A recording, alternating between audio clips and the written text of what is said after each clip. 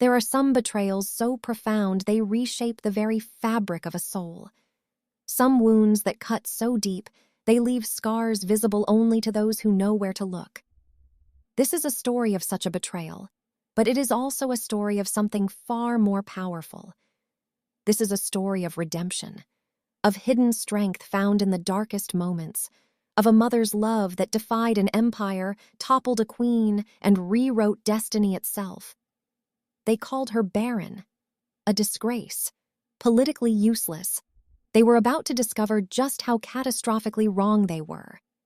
This is the story of Yara Moonwhisper, the story of 4 impossible children, and the story of an Alpha King who learned too late that some mistakes cannot be undone, only atoned for. Before we begin, if you love dark Lycan Kings, forbidden mates, bees and stories that make your heart ache, like comment where you are watching from and subscribe for epic Lycan King romances where omegas rise, kings fall, and love is never gentle. Our story begins not with a beginning, but with an ending. The ending of a bond that should have been eternal. The ending of a love that was meant to transcend time itself. The ending of Yara Moonwhisper's life as she knew it. The Great Hall of Ravenrest had witnessed countless coronations, declarations of war, peace treaties signed in blood and ceremony. Its walls had absorbed 500 years of wolf history, echoing with the voices of generations. But it had never been so silent as it was on this night. 300 pack members stood in perfect, terrible stillness. Not a breath was wasted. Not a whisper dared. And every eye was fixed on the raised platform of black marble where Alpha King Tavian Blackmore stood beside his mate. Or rather, beside the woman who had been his mate. Voice. Intimate, empathetic. Yara Moonwhisper stood with her head held high, though her hands trembled at her sides, a tremor she could not quite control, no matter how she commanded herself to stillness. She wore a simple blue dress, not the ceremonial robes of a Luna Queen. Those had been taken from her chambers 3 days ago, without explanation, without apology. She had known then, known with the terrible clarity that comes before disaster. The whispers had started 3 months ago, growing louder with each passing day. The pitying looks, the way conversations stopped when she entered a room. The cold distance that had grown between her and Tavian like frost creeping across a winter window pane. But knowing it was coming did not make it hurt any less. Tavian stood 3 steps above her, the Alpha's traditional position of authority, with his mother, the Dowager Queen Vela Blackmore, at his right hand. Vela's face was composed, serene, even gentle.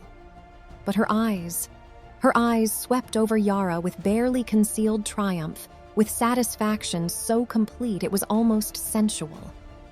Those eyes, Yara thought distantly, had always held a predatory gleam when they looked at her, like a wolf circling wounded prey, patient and certain of the kill. Tavian's voice, deep, cold, carefully controlled, each word precisely enunciated. Tavian cleared his throat. The sound echoed like thunder in the oppressive silence, de-rolling across the hall like a death knell. "My beloved pack," Tavian began, and Yara actually flinched at the word beloved, knowing with absolute certainty that it would not include her. "I stand before you today to address a matter of grave importance to the future of Ravenrest. A matter that weighs heavily upon my heart, but one that cannot be avoided." He did not look at her. He had not looked at her, truly looked at her, in weeks. Tavian's voice, building to formal pronouncement. An Alpha must put the needs of the pack above all else, above personal desire, above the longings of the heart, even above the bonds we hold most sacred. His jaw tightened, a muscle jumping beneath the skin. "For 3 years, my mate has been unable to produce an heir. But the royal physicians have confirmed what we have long suspected." Dramatic pause. The word hangs in the air. Yara Moonwhisper is barren. The word landed like a physical blow, like a fist to the solar plexus, driving the air from Yara's lungs. She felt the bond between them shudder, felt Tavian's wolf pulling away from hers, felt the connection that had defined her existence for 3 years begin to fray. Crowd reaction, shocked gasps, whispered speculations spreading like wildfire. Vela's voice, deceptively soft, poisonously sweet. Vela placed a hand on her son's shoulder, the gesture almost possessive, almost proprietary. "Continue, my son," she urged softly, though her voice carried clearly across the hall. "The pack must understand. They must know the truth." Tavian's voice, hardening into ritual pronouncement. Tavian's voice took on the formal cadence of ancient ritual, the words that had been used for centuries to sever bonds deemed unworthy. "A Luna who cannot bear heirs is a disgrace to the lineage, politically useless, a liability to the crown and to every wolf who depends on us for leadership and protection. She cannot fulfill her sacred duty." Each word was a dagger, carefully aimed, perfectly placed to inflict maximum damage. Yara's vision blurred with unshed tears, but she refused to let them fall. Not here, not in front of 300 witnesses, not in front of Vela's satisfied smile. She would not give them that satisfaction. Build to climax, Tavian's voice rising with terrible finality. "Therefore, by the ancient laws of our kind, By the authority vested in me as Alpha King, and with the blessing of the High Council, I, Tavian Blackmore, son of Aldrich, heir to the Blackmore legacy and guardian of the Ravenrest territories, do hereby formally and irrevocably reject you, Yara Moonwhisper, as my mate and as Luna Queen of this pack." The bond shattered. There are no words in any language, human or wolf, to adequately describe the pain of a severed mate bond. Imagine every nerve in your body simultaneously aflame. Imagine your soul being torn in half while you remain conscious to feel every fiber separate. Imagine a scream so profound it exists beyond sound. That was merely the beginning of what Yara felt. Yara's knees buckled. She felt herself falling, but the world had become distant, unreal. The pain was beyond anything she had imagined. It's beyond anything words could describe. It was as if someone had reached into her chest, seized her very essence, and torn it out by the roots, leaving a gaping void that screamed with agony. Her wolf howled inside her, a sound of pure anguish, of betrayal so complete it transcended rage into something primal and broken. The sound echoed through her mind but never reached her lips. She couldn't even give voice to her pain. Maya's voice, fierce whisper, cutting through the crowd noise. Strong hands caught her before she hit the marble floor. Not Tavian's hands.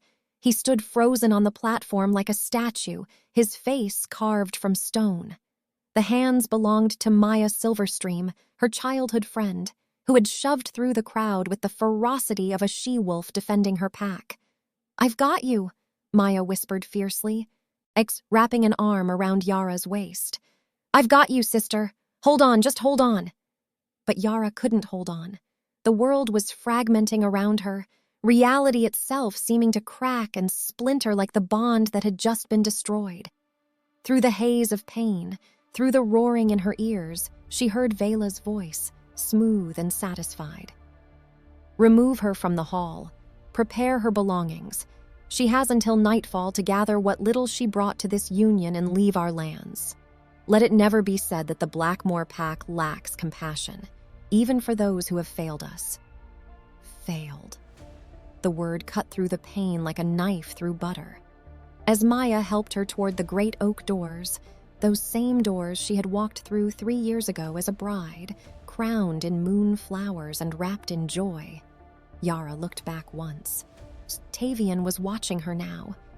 And for just a moment, so brief she might have imagined it, she thought she saw regret flicker across his face.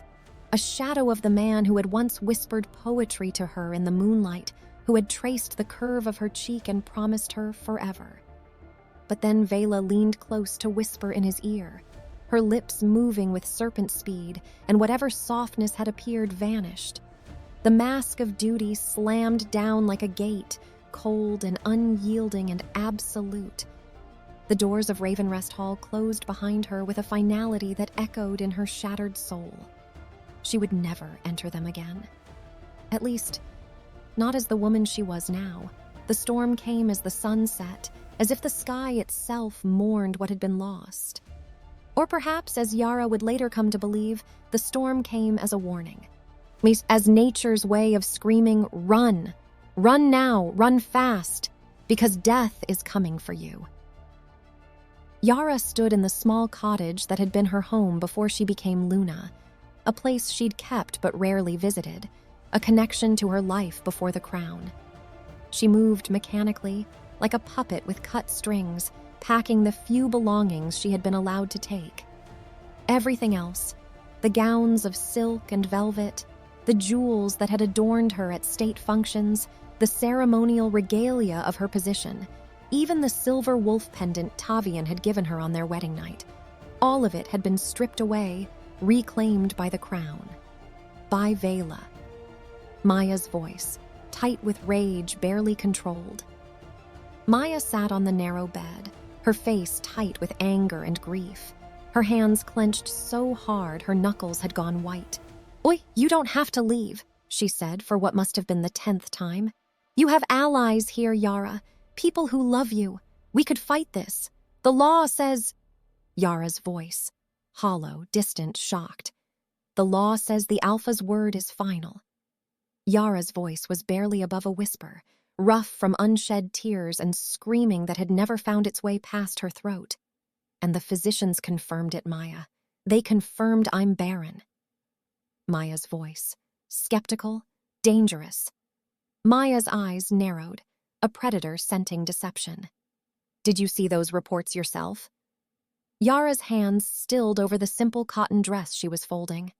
"No," she admitted, the word coming out small and uncertain. "Vela showed them to Tavian privately. She said it would spare me the humiliation of seeing the details in writing. She said it would be a kindness." Maya's voice, cold realization. "And you believed her." It wasn't a question. It was an accusation laced with bitter understanding.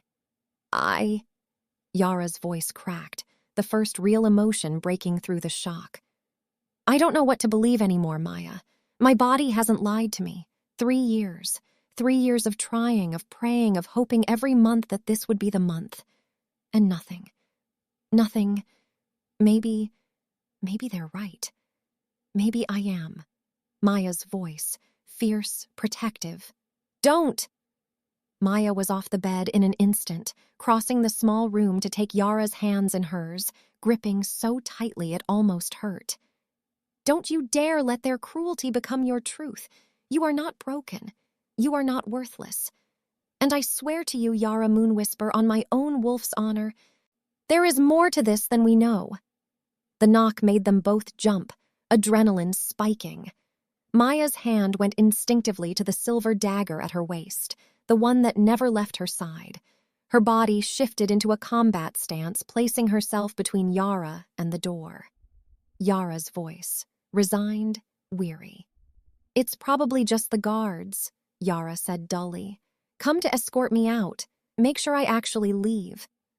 But when Maya opened the door, weapons ready, it wasn't a guard standing in the rain-lashed threshold. It was Ira Graymore. The royal healer stood hunched against the storm, her weathered face grave in the flickering lamplight. Rain dripped from her gray wool cloak, forming puddles on the floor. Her eyes, kind eyes that had seen 70 years of pack history, darted nervously over her shoulder before she stepped inside. Buttons, Ray's voice, urgent, hushed, afraid. "I don't have much time," Ira said without preamble, pushing the hood back from her silver hair. "They'll notice I'm gone soon. Yara, child, I need you to listen very carefully. What I'm about to tell you could get us both killed." Yara's heart began to pound, the first real sensation beyond pain she'd felt since the rejection. Ira Graymore had been the royal healer for 40 years, had delivered every royal birth, attended every royal death. She was loyal to the crown, unquestionably so. Or so everyone believed. Yara's voice, confused, frightened. "Ira, why are you here? If they find you—" Ira's voice, determined, guilt-ridden. "Because I cannot, in good conscience, let you leave this place believing the lie they've told you. Because I've served the Blackmore line faithfully for 4 decades. But my loyalty is to truth and healing, not to cruelty dressed up as duty." Maya's voice, sharp, dangerous. Maya closed the door and leaned against it, every muscle tensed. "What lie?" The healer glanced over her shoulder once more, then reached into her cloak with trembling hands. She pulled out a sealed envelope, the wax bearing not the Blackmore crest, but the healer's guild symbol, a serpent wrapped around a staff. Ira's voice, bitter, ashamed. "The reports Vela showed to Tavian were forgeries. Masterful forgeries, I'll grant her that. She must have paid a fortune to have them made. I discovered it 3 days ago when I was updating the medical archives for the year-end audit. The real reports. Your true test results are here." She pressed the envelope into Yara's trembling hands. Dramatic pause. The world holds its breath. "You were never barren, child. You were perfectly, completely, absolutely healthy." The world tilted. Yara stared at the envelope in her hands as if it were a venomous snake. Her mind refused to process the words, refused to accept what they meant. It couldn't be true. It couldn't. Yara's voice, broken, disbelieving. That's not possible," she whispered. "Vela wouldn't. She's his mother. She helped plan our wedding. She welcomed me to the family. Ira's voice, bitter, weary with dark knowledge. Vela Blackmore would do anything, to maintain her control over her son. You were a threat to that control, Yara. A strong, independent Luna who might have challenged her influence, who might have helped Tavian finally step out from his mother's shadow. She needed you gone." Maya's voice, dangerous, putting pieces together. "But Yara didn't conceive," Maya said slowly, her voice dropping to something cold and lethal. "If she was healthy, why—" Ira's voice, heavy with guilt. "The tea." 2 words. Just 2 words. But they crashed through Yara's world like a wrecking ball. "What?" The word came out strangled. Ira's voice, matter-of-fact, clinical, horrifying in its calm.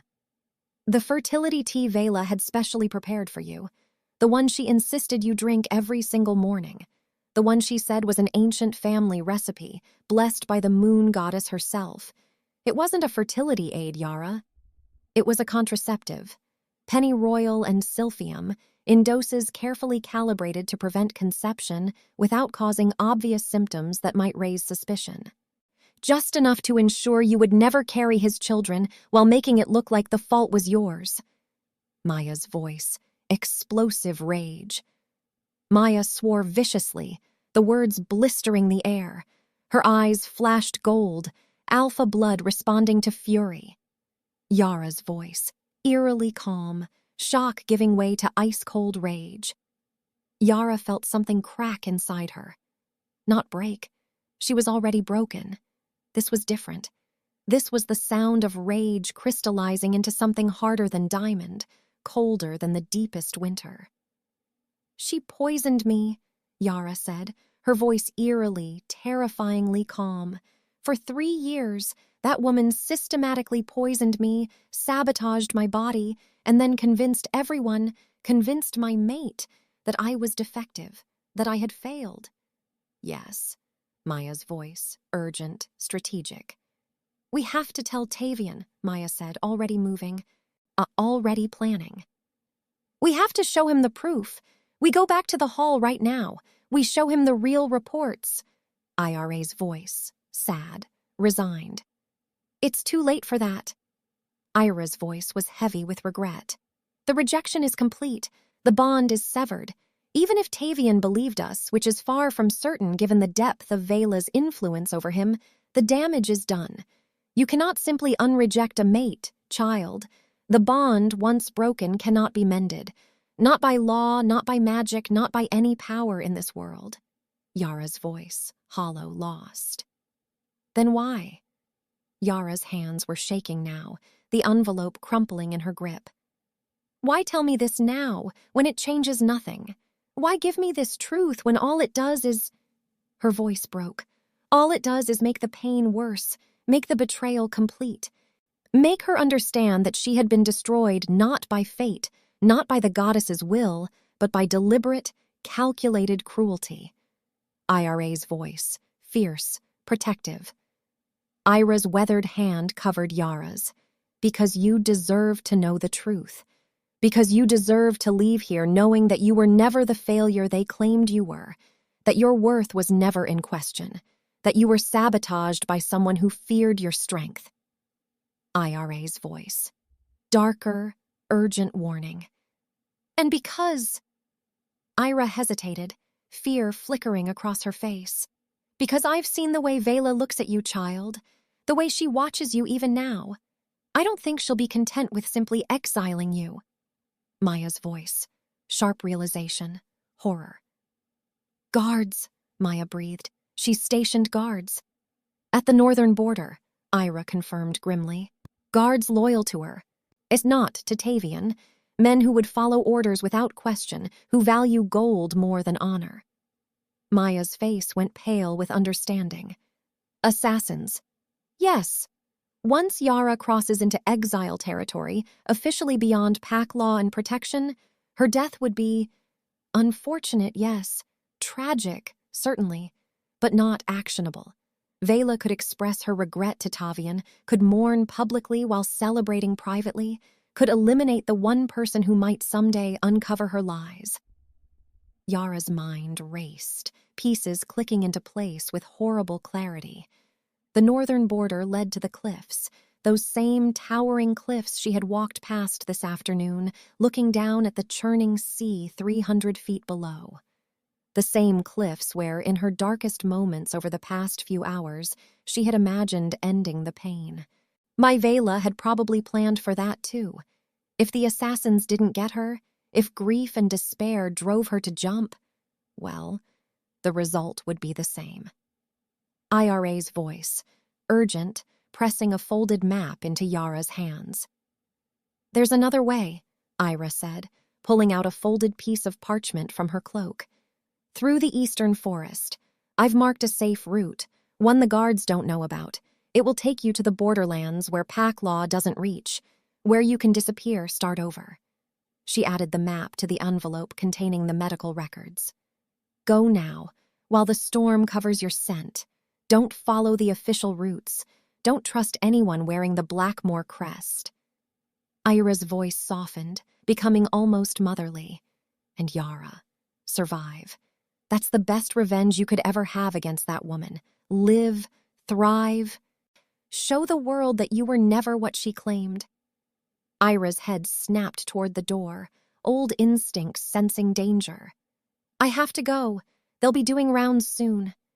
She pulled her hood back up, preparing to brave the storm. At the door, she paused, looking back at Yara with eyes that had seen too much suffering.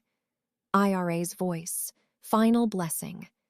The moon sees all, child, and she does not forget betrayals. Vela's reckoning will come. I only pray you live to see it. Then she was gone, swallowed by rain and darkness, leaving Yara and Maya alone with the terrible truth. Maya's voice, quiet, fierce, protective. Packlight, Maya said, already moving, already planning their escape. We're leaving now. We? Yara looked at her friend, her sister in all but blood. Maya's voice. Absolute certainty. Fierce loyalty. You think I'm letting you do this alone? Maya's eyes blazed with determination. We've been sisters since we were cubs, Yara. We played together, hunted together, grew up together. Where you go, I go. That's not negotiable. For the first time since the rejection, since the shattering, Yara felt a spark of something other than pain. It wasn't hope, not quite, but it was close. Thank you, she whispered, the words inadequate but heartfelt. Maya gripped her hand, squeezing tight. "We'll survive this, and someday, somehow, we'll make them pay for what they did to you." Thunder crash outside, storm intensifying.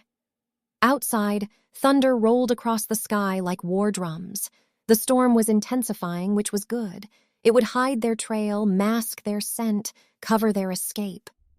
But as Yara grabbed her pack and prepared to flee into the tempest, as she looked one last time at the cottage that had been her refuge, she made herself a promise. A vow that burned in her chest where the bond used to be, that blazed brighter than any pain, any grief, any loss. Yara's internal voice, fierce, unbreakable.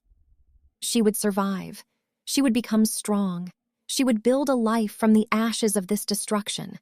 And one day, she would return to Ravenrest and show them all exactly what they had thrown away. She just didn't know yet that her revenge would walk on 4 small pairs of feet. They almost made it to the eastern forest. Almost. The first arrow sang past Yara's ear with a sound like death whispering her name. She felt the wind of its passage, felt it part the rain mere inches from her skull. While Maya's wolf instincts kicked in before conscious thought. She slammed into Yara, driving them both sideways into a muddy ravine as 2 more arrows thudded into the ground where they'd been standing, their black-feathered shafts quivering with the force of impact. Maya's voice, urgent, breathless, tactical. "Run!" Maya hissed, already shifting, bones cracking and reforming with practiced speed. "Get to the forest! I'll hold them!" Yara's voice, fierce, refusing. "No!" Yara grabbed her friend's arm, feeling fur already sprouting beneath her fingers. "Together or not at all! I won't leave you!" But Maya's transformation was already complete. Where a woman had stood, now crouched a massive silver wolf, teeth bared, eyes blazing with protective fury. She snarled at the darkness, buying precious seconds. Attackers' voices, professional, some cold, following orders. "The Dowager wants it clean," a male voice called through the storm. "No survivors, no witnesses, make it look like she got lost in the storm, fell from the cliffs." "What about the other one?" "Doesn't matter. She's seen us. She dies too." The voice was unfamiliar, but the intent was crystal clear. These weren't bandits or rogues looking for easy prey. They were assassins, professional killers, Vela's assassins. Yara ran. Chase sequence, building tension, physical exhaustion, fear driving her forward. She ran through the howling storm, her feet sliding in mud that sucked at her boots like grasping hands. Branches tore at her clothes, at her skin, drawing blood that the rain immediately washed away. Behind her, she heard the sounds of combat, Maya's savage growls, the clash of steel against claw, the grunts and curses of men fighting for their lives against a she-wolf protecting her pack. And then, suddenly, horrifyingly, there was no more ground beneath her feet. She had reached the cliffs. The northern cliffs of Ravenrest were legendary in wolf lore, sheer walls of black volcanic stone that plunged 300 feet straight down into churning sea below. In daylight, they were treacherous, claiming the lives of the careless and the foolish. In a storm at night, with rain making every surface slick as ice, they were a death sentence. Yara stood at the very edge, the wind threatening to tear her from the precipice with every gust. Lightning illuminated the scene in stark, horrifying snapshots, the jagged rocks below like teeth waiting to devour her. The white foam of waves that crashed against stone with the force of cannon fire, the endless dark of the ocean beyond. Behind her, footsteps approached. Heavy boots on stone, not Maya's, the assassin's. She was trapped. For one endless, terrible moment, Yara stared down into that abyss and thought about jumping. About ending it here, on her own terms, rather than giving Vela the satisfaction of ordering her death. About choosing the manner of her destruction even if she couldn't avoid the destruction itself. The bond wound throbbed in her chest, a phantom pain that would never truly heal. The rage at Vela's betrayal burned like acid in her veins. The knowledge that she had never been broken, only sabotaged, was a bitter comfort that made everything worse. Better to end it. Better to choose the darkness than to... And then she felt it. A flutter. No, 4 flutters, faint as butterfly wings against her soul. So quiet she might have missed them if she hadn't been standing perfectly still, balanced on the edge between life and death, every sense heightened by adrenaline and terror. 4 tiny sparks of life hidden deep inside her. 4 heartbeats that weren't her own. 4 impossible, miraculous, terrifying gifts. Yara's voice, broken whisper, filled with wonder and terror and disbelief. No, she whispered to the storm, to the darkness, to the gods who had abandoned her. No, that's impossible. But her wolf knew. Her wolf recognized the truth that her human mind was still struggling to accept, still trying to reject because accepting it meant accepting hope. And hope was the cruelest gift of all. She was pregnant, not with 1 child, with 4. The revelation hit her like physical force, like lightning striking her chest and restarting a heart that had stopped beating. 4 pups, 4 lives that depended on her, 4 reasons to step back from the edge, 4 reasons to fight. Assassin's voice, close now, too close, casual cruelty. There's nowhere left to run, girl. The voice was male, professional, almost bored. Make this easy on yourself. Quick arrow to the heart, you won't feel a thing. Better than falling, I can promise you that. Yara turned slowly, her hand instinctively moving to her still flat stomach. 2 men approached through the rain, crossbows raised and aimed at her heart. Professional, efficient. They would make it quick at least, but they didn't know about the pups. They didn't know that Yara Moonwhisper was no longer a broken, rejected mate with nothing left to lose. She was a mother. And mothers, when their children are threatened, become something far more dangerous than warriors, more deadly than assassins, more unstoppable than any force in nature. They become forces of nature themselves. Yara's internal voice, fierce vow, the promise she'll keep. I didn't step back for myself, she would tell her children years later when they asked about this night. I stepped back because you were already fighting to exist, because you chose life before you even had consciousness, because if you could fight that hard just to be born, then I could fight hard enough to give you that chance. Transformation. Visceral, powerful, protective rage incarnate. In that moment on the cliffs, Made with death approaching from behind and the abyss yawning before her, with 4 tiny lives depending on her survival, Yara Moonwhisper made her choice. She shifted. Her wolf had always been built for speed rather than combat, slender, graceful, more gazelle than bear. But pregnancy had changed her. Even this early, even with the pups barely formed, her wolf was different, larger, fiercer, driven by an instinct older than civilization, more powerful than law, more absolute than any oath. Protect the young, at any cost, through any pain, against any enemy. Combat, swift, brutal, desperate. The first assassin never saw her coming. She was on him in a blur of gray fur and white fangs, her teeth finding his throat before he could adjust his aim. His crossbow fired wildly, the bolt whistling past her ear to disappear into the storm. He went down hard, choking on blood and rain. The second assassin was faster, more experienced. He managed to get a bolt off. Yara felt it graze her shoulder, felt the burn of silver-tipped steel against her flesh. But pain was nothing compared to what she'd already endured. Pain was nothing compared to the lives growing inside her. She dodged the second shot and was running before he could reload, disappearing into the storm with speed born of desperation and mother's fury. Chase continuing, but now she's the hunter, not the prey. She ran south along the cliff edge, away from the forest where Maya had been fighting. It tore at her heart to leave her friend, but she couldn't risk leading more assassins to her, couldn't risk the pups. Away from Ravenrest, away from Tavian, away from everything she had ever known.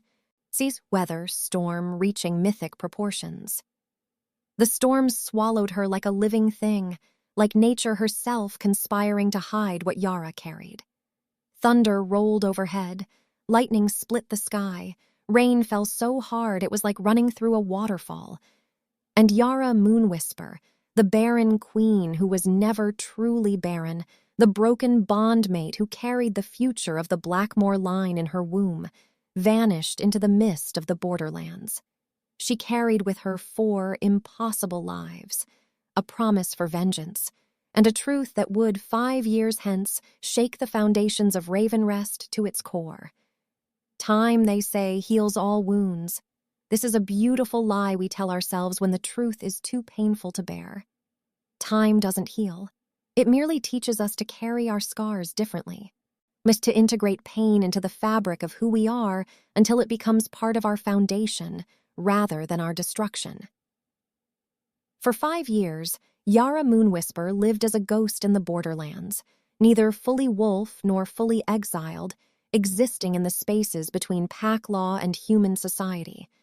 She found refuge in a remote village called Haven's End, a place where no one asked questions because everyone had secrets of their own. Runaway wolves, humans who'd witnessed too much, hybrids who belonged nowhere else, the forgotten, the discarded, the unwanted. She fit right in. She gave birth alone. Well, not entirely alone. There was Elsa, a human midwife whose weathered hands had delivered more babies than she could count. But Elsa was human, bound by human limitations. And what was happening in that cabin on a winter night 5 months after Yara's flight was anything but human. The labor lasted 18 hours. 18 hours of pain that made the bond breaking seem like a paper cut by comparison. 18 hours of her wolf howling inside her, trying to shift but unable to because the pups needed to be born human first.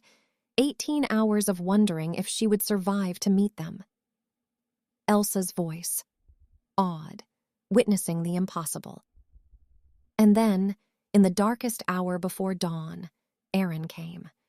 The midwife, Elsa, had delivered hundreds of babies in her long life, human babies, healthy and squalling and beautifully ordinary.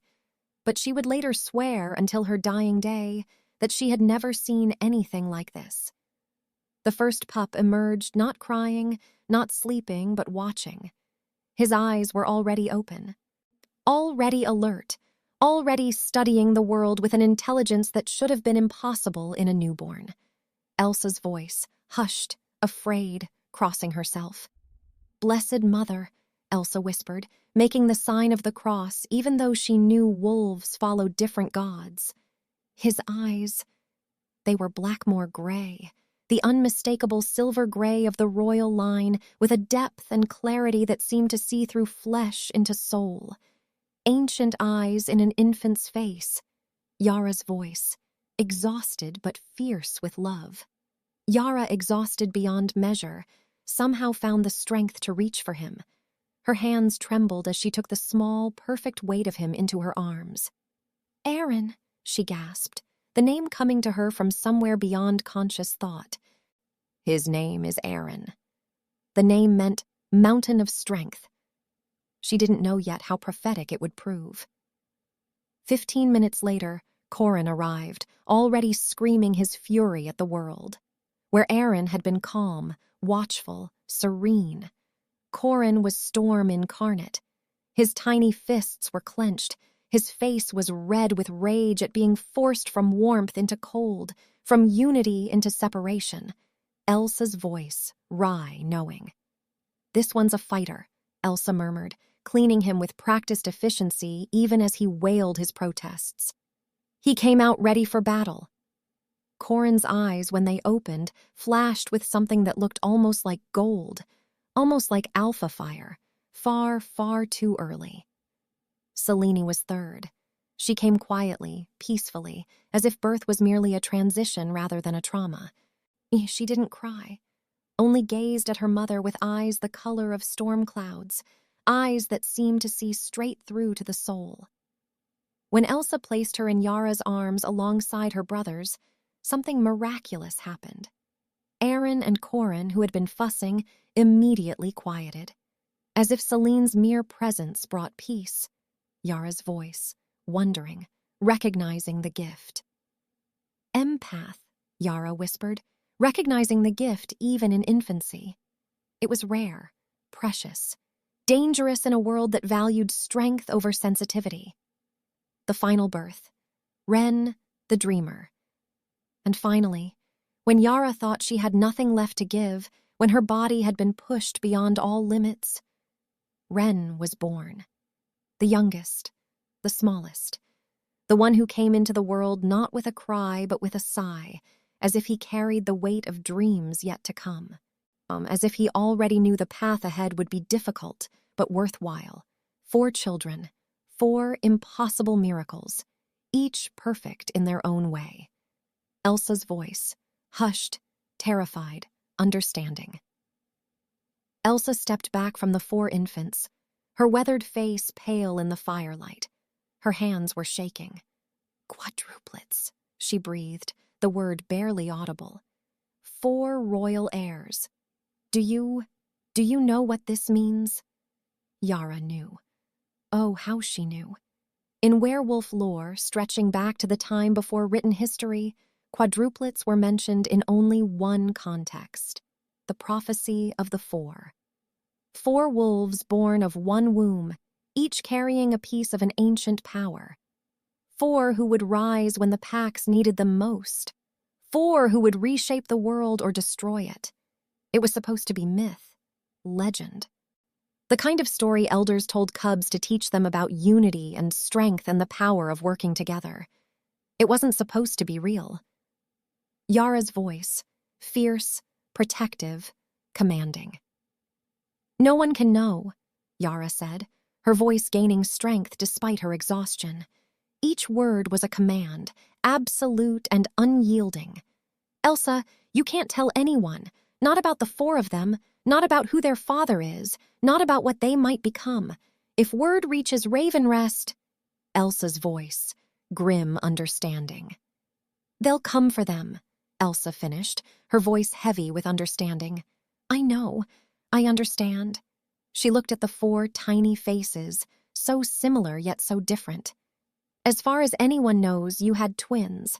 Just twins. Aaron and Celine, that's it. The other 2... She glanced at Corin and Ren, her mind already working. "We'll have to be creative." And so began the deception that would protect them for 5 years. To the village, Yara was a widow with twins, Aaron and Celine, beautiful children with their mother's determination and their unknown father's striking eyes. No one questioned, no one pried. In Haven's End, everyone had a story they weren't telling. Corin and Ren were kept carefully separated, introduced as distant cousins who lived with relatives in the next valley over. They would visit, sometimes for days at a time, but never openly all 4 together where curious eyes might notice the similarities. But at night, when the village slept and the moon rose high, all 4 children would gather in Yara's small cabin, learning, growing, becoming, learning what it meant to be pack, to be family, to be Blackmore. The children grew in secret, hidden in plain sight, like wolves among sheep who had forgotten how to see predators.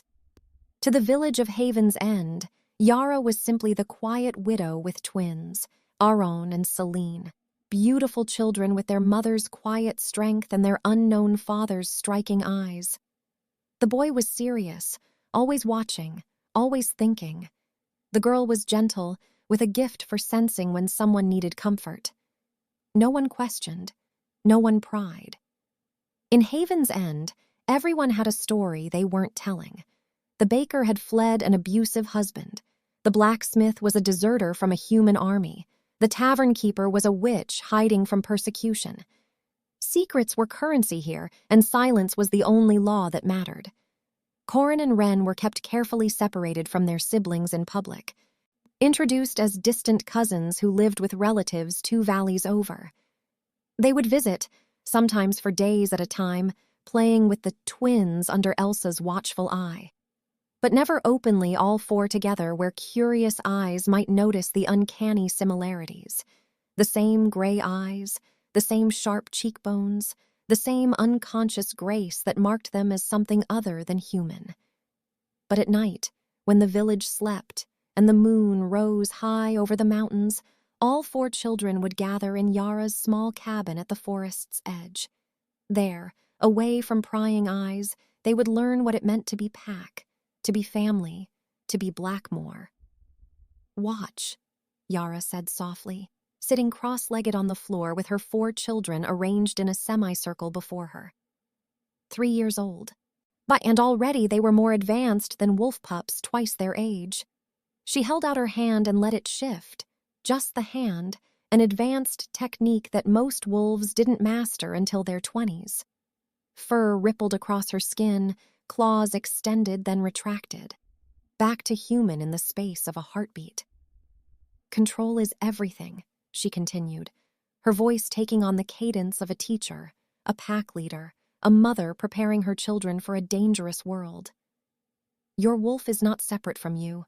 It is you, another face, another form, but the same heart, the same mind, the same soul." Aaron's voice, thoughtful, analytical, already showing his strategic mind. "Why do we have to hide?" Aaron asked, not for the first time. At 3, his questions had the precision of a much older child. "If we're royal, shouldn't people bow to us?" Yara's voice, gentle but firm, teaching hard truths. Yara's expression tightened, old pain flickering across her face. Selena felt it immediately. Her mother's sadness was like a weight in the small room, and crawled into Yara's lap, small arms wrapping around her neck in silent comfort. "Being royal makes you a target, not a treasure," Yara said softly, smoothing Celine's dark hair. "There are people who would hurt you if they knew what you are, who would use you or fear you or try to control you." Corin's voice, fierce, protective even as a child. "Like the bad grandmother," Corin said, his small hands clenching into fists. Even at 3, his temper was legendary. "The one who hurt you." Yara had never told them Vela's name, had never spoken of the rejection in detail. But children understood more than adults gave them credit for. They heard the things left unsaid. They saw the shadows in their mother's eyes. "Yes," Yara admitted, "like her." Ren's voice, soft, dreamy, already touched by prophecy. Ren, the youngest, looked up from where he'd been tracing patterns in the firelight. "But we'll go back someday. I see it in my dreams. A big hall with lots of people, and everyone stops talking when we walk in." Yara's voice, complex emotions, hope, fear, determination. Yara's breath caught. Ren's dreams were never just dreams. Even at 3, even this young, his gift was undeniable. He saw things, knew things, prophesied in his sleep and sometimes while awake. "If we go back," she said carefully, "it will be when you're ready, when you're strong enough to protect yourselves. When you understand what you are and what that means." Aaron's voice, making a deduction. "Our father," Aaron said, connecting pieces with frightening clarity. "He's there, isn't he, in the big hall from Ren's dream?" Yara closed her eyes briefly. Too smart. All of them too smart, too perceptive, growing too fast. "Yes," she whispered. "Your father is the Alpha King. His name is Tavian Blackmore, and he made a terrible mistake." Celine's voice, feeling the emotions, understanding beyond words. "You still love him," Celine said softly, her empathic gift reading the truth in her mother's heart. "It hurts you, like a thorn that never came out." Children should not be this wise, Yara thought, but her children had never been ordinary. "The bond we shared was broken," Yara explained. On his searching for words a 3-year-old might understand. Mate bonds they're like a bridge between two souls, and when that bridge breaks, it leaves scars that never fully heal, but... She pulled all 4 children closer. But you are proof that something beautiful can come from even the deepest pain. Corin's voice. Fierce declaration. When we meet him, Corin announced with absolute certainty, he's going to have to apologize. A lot. Maya's voice, from the doorway, returning to the narrative. He'll do more than apologize, a familiar voice said from the doorway. The children turned as one, that eerie synchronization they sometimes displayed, to see Maya entering, shaking snow from her cloak. She had escaped the assassins that night 5 years ago, wounded but alive, and had tracked Yara across 2 territories to find her. Now she lived in Haven's End, too, a second mother to the children, an aunt, a protector. Aunt Maya! All 4 children chorused, scrambling to greet her. Maya laughed, catching Ren as he launched himself at her legs. Someone's excited. Did your mother tell you about the snow? Snow! Celine's eyes went wide. Can we play in it? Yara's voice, maternal, warm. After your lesson, Yara said firmly, show Aunt Maya what you've been practicing. The children lined up, suddenly serious. Even at 3, they understood that their gifts were both blessing and responsibility. Aaron went first. He looked at Maya with those ancient gray eyes and tilted his head. You're worried about something. Something you heard in the village, but you're not going to tell Mama yet because you don't want to scare her. Maya's eyebrows shot up. How? He always knows, Corin said proudly. Aaron can tell when people are lying or hiding something. He's the best. We're all the best, Celine corrected gently. We're just best at different things. She closed her eyes, and the room's atmosphere changed. The fire seemed to burn warmer. The shadows seemed less threatening. A sense of peace settled over everyone like a blanket. Empath, Maya breathed. Goddess above, she's already learned to project. Corin's demonstration. Power barely contained. My turn! Corin stepped forward, and immediately the temperature in the room seemed to rise. Power crackled around him like static electricity. His eyes. Corin, control, Yara said sharply. The boy took a deep breath, and the power receded. His eyes, which had been flashing toward gold, returned to their normal gray. Good, Yara praised. Better. You're learning. It's hard, Corin admitted, small voice frustrated. The wolf wants to come out all the time. It wants to protect everyone. It gets angry when I'm angry. That's because you carry alpha blood, Maya said gently, kneeling beside him. Strong alpha blood. Maybe the strongest I've ever felt in one so young. But strength without control is just destruction, little warrior. You're learning. That's what matters. Ren's demonstration, prophecy, the most unsettling Ren, was last. He looked at his mother with eyes that seemed to see beyond the present moment. Mama's going to get a letter, he said in his soft, dreamy voice. In 73 days. It's going to have a black seal and smell like old stone and fear, and everything will change. Silence fell over the cabin. See, Ren, Yara said carefully, do you know what the letter will say? The boy shook his head. I only see pieces, like looking through broken glass. But it comes from the big hall, from the place where the man with Papa's eyes sits on a throne made of bones. Not bones, Aaron corrected. Stone, black stone. I've seen it too in Ren's dreams when he shares them. Maya's voice, concerned, calculating. Maya and Yara exchanged a look over the children's heads. 73 days. Just over 2 months. Not much time to prepare for whatever was coming. The seasons turned. The children grew. By age 4, Aaron could read a person's intentions with frightening accuracy. He knew when the merchant was about to raise his prices. He knew when the children in the village were planning pranks. He knew always. When his mother was hiding her pain behind a smile. Corin's alpha power grew stronger, harder to control. Yara spent hours teaching him meditation, control, the ancient techniques for channeling rage into strength. There were incidents. A boy who pushed Celine too hard on the playground found himself facing a 4-year-old whose eyes blazed gold and whose growl made grown men step back. But slowly, painfully, Corin learned to master the fire inside him. Celine's empathic range expanded. By 4.5, she could sense emotions from 50 feet away. She knew when the baker was grieving his dead wife.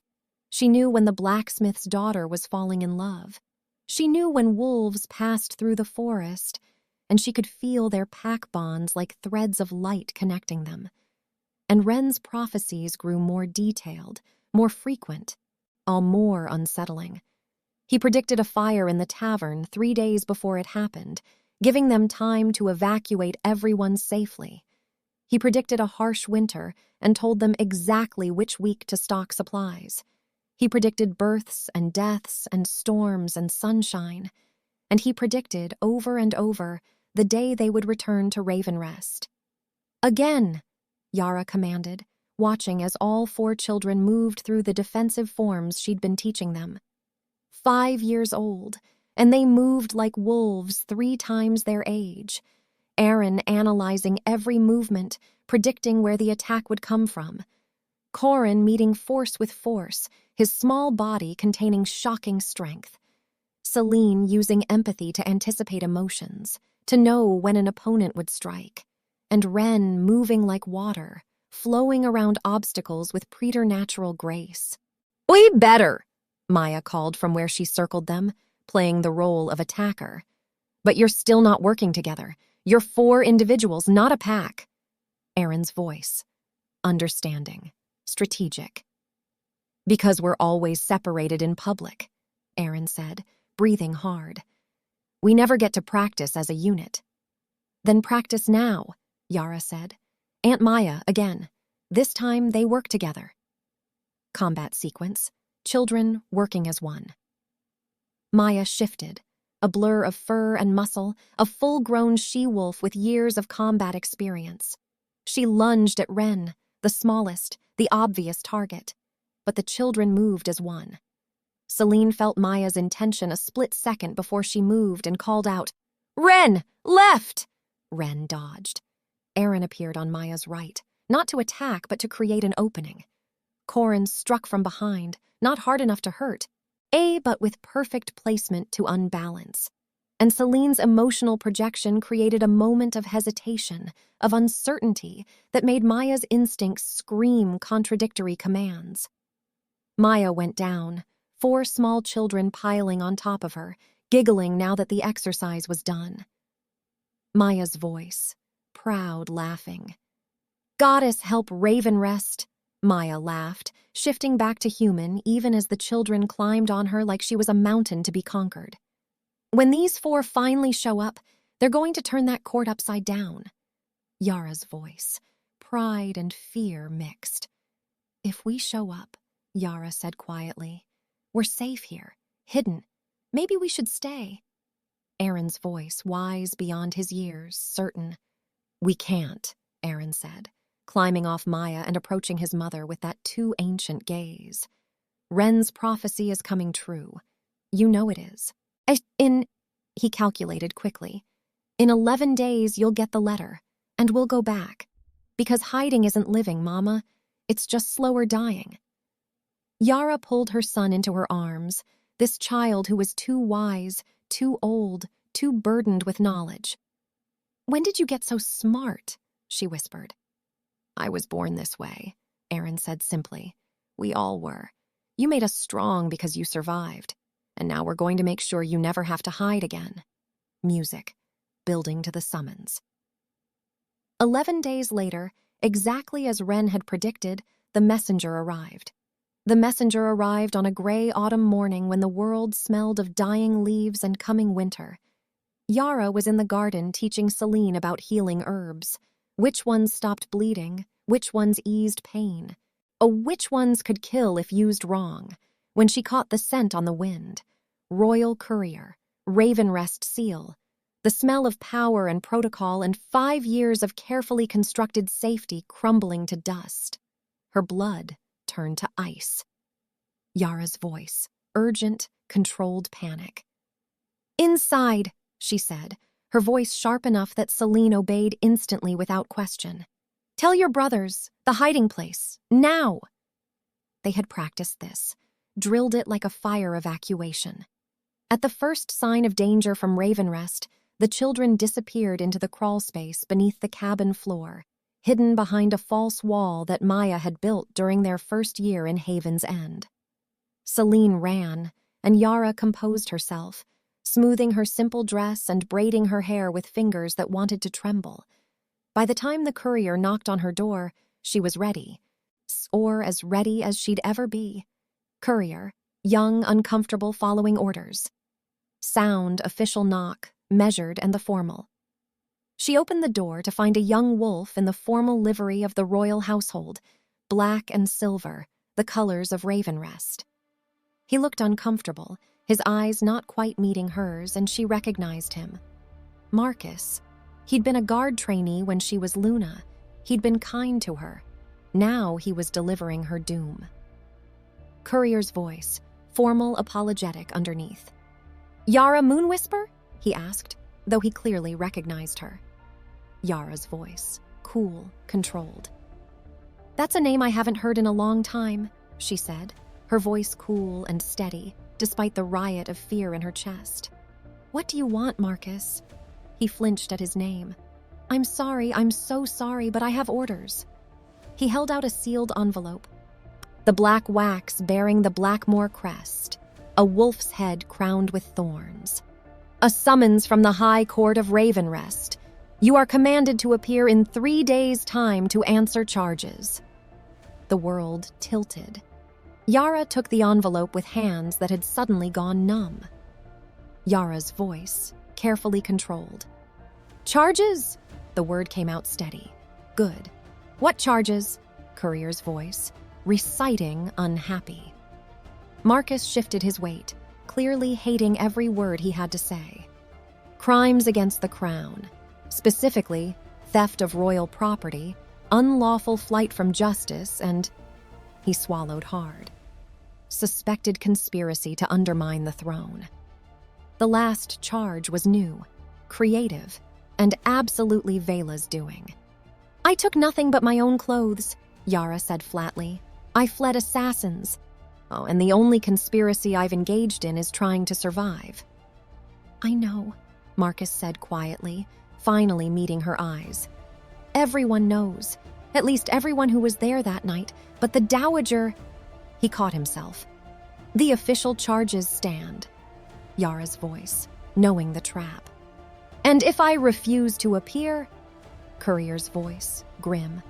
The courier's face grew grave. "Then you'll be declared an outlaw, subject to immediate execution upon capture, and..." His voice dropped to barely a whisper. "And anyone harboring you, anyone who helped you, anyone connected to you in any way, they'll face the same fate. The whole village, Lady Yara, they'll burn it to find you." The threat was crystal clear. Vela wasn't just targeting her. She was threatening everyone Yara had come to care about. The baker who gave the children sweet rolls. The blacksmith who'd made them their first practice swords. Elsa, who'd delivered them and kept their secret. Maya, the children. If Vela suspected the children existed, this summons was bait. "Come back or we'll come to you, and when we do, we'll burn everything you've built to ash." Yara's voice, resigned but calculating. 3 days, she said flatly. "Yes, ma'am." Marcus hesitated, then added in a voice too low for anyone else to hear. "The king doesn't know. About the charges, I mean. He thinks this is just official record-keeping, closing old cases. The Dowager is handling it personally." Tavian doesn't know. The thought was both comforting and infuriating, still under his mother's thumb after all these years. "Thank you, Marcus," Yara said quietly, "for telling me." He nodded and turned to leave, then paused. "For what it's worth, my lady, you were the best Luna we ever had. What happened to you was wrong. Everyone knows it, even if no one says it." Then he was gone, disappearing into the village, leaving Yara alone with the black sealed envelope and the choice that was no choice at all. She stood in her doorway for a long moment, staring at the envelope, at the seal, at 5 years of safety evaporating like morning mist. Then she heard the soft shuffle of small feet behind her. The children, emerging, having heard everything. 4 voices in eerie unison. They've been practicing this. "We're coming with you." Yara spun around. All 4 children stood in the doorway of the cabin, not in the hiding place where they were supposed to be, but together, standing in perfect synchronization. 4 small faces, 8 gray eyes, absolute determination. Yara's voice, fierce, protective, automatic denial. "Absolutely not," she said, her voice sharp with fear-driven authority. "It's too dangerous. Vela—" Aaron's voice, calm, logical, presenting facts like weapons. "Is using you as bait," Aaron finished. At 5 years old, his strategic mind was already formidable. "She wants to draw you out because she suspects you might have information, allies, or resources she doesn't know about. If you go alone, you won't come back. She'll have you executed for these fake charges, and it'll be legal, official, clean." Corin's voice, fierce, protective, barely controlled rage. "And we're not letting them hurt you again," Corin added, his small hands clenched into fists, his eyes flickering toward gold. "They hurt you once. They don't get to do it again." Celine's voice, soft but absolutely certain, feeling the truth. "The forest says it's time," Celine said in that ethereal way she had when she was listening to things others couldn't hear. "Time to stop hiding. Time to show them what they threw away. Time to make them see the truth." Ren's voice, trembling but brave, prophecy speaking through him. And little Ren, sweet, gentle Ren who had nightmares and cried when Maya killed the spider in the corner, took his mother's hand in both of his small ones. "I dreamed this, Mama," he said, his voice carrying absolute certainty. "We walk into the big hall together, all 5 of us, and everyone stops talking, everyone stops breathing, and the man with Papa's eyes sees us and his heart breaks and heals at the same time. I've dreamed it 100 times. It always ends the same way." "How?" Yara whispered. "How does it end?" Ren smiled, a small, knowing smile that looked wrong on a 5-year-old's face. "With the bad grandmother on her knees, and us standing tall." Yara's internal struggle, narrated. Yara looked at her children. These impossible, brilliant, terrifying children who should have been playing with wooden toys and learning their letters, but instead were strategizing political maneuvers and prophesying revenge. Every instinct screamed to protect them, to keep them hidden, to refuse the summons, pack up in the night, and run deeper into the borderlands where Vela's reach couldn't find them. But Aaron was right. They couldn't run forever. And Vela wouldn't stop. She'd send more assassins. She'd threaten the village. She'd hunt them to the ends of the earth because Yara's continued existence was a threat to the lie Vela had built. Aaron's voice, reading her thoughts, offering strategy. "Hiding isn't living," Aaron said, echoing his earlier words. "It's just slower dying. And besides," his gray eyes gleamed with something that looked almost like anticipation. "They're expecting a broken, defeated exile. They're not expecting us." Maya's voice, entering, having heard the commotion. "The boy's right," Maya said from the doorway. She'd arrived silently, as was her way. "Vela's been ruling that court for 5 years with no one to challenge her. She's grown comfortable, overconfident. She thinks she won." Maya's smile was sharp and dangerous. "Let's show her how wrong she is." Yara's decision, the turning point. Yara looked around the small cabin that had been their sanctuary, at the 4 beds in the corner, at the herbs hanging from the rafters, at the practice swords mounted on the wall, at 5 years of safety and secrets and survival, and she made her choice. Yara's voice, quiet but absolute, the mother's vow. "If we do this," she said carefully, looking each child in the eye, "we do it right. No half measures, no hiding. We walk into that court and we show them exactly what I've been carrying for 5 years, exactly what the Barren Queen has been protecting, exactly what Vela's lies cost them." 4 royal heirs, Aaron said with satisfaction. The quadruplets from the prophecy, Celine added softly. The future of the Blackmore line, Corin declared. Ah, justice, Ren finished simply. Yara's voice, fierce mother becoming the Luna again. Pack your best clothes, Yara commanded, and her voice had changed. It carried authority now, command, the echo of the Luna Queen she'd once been.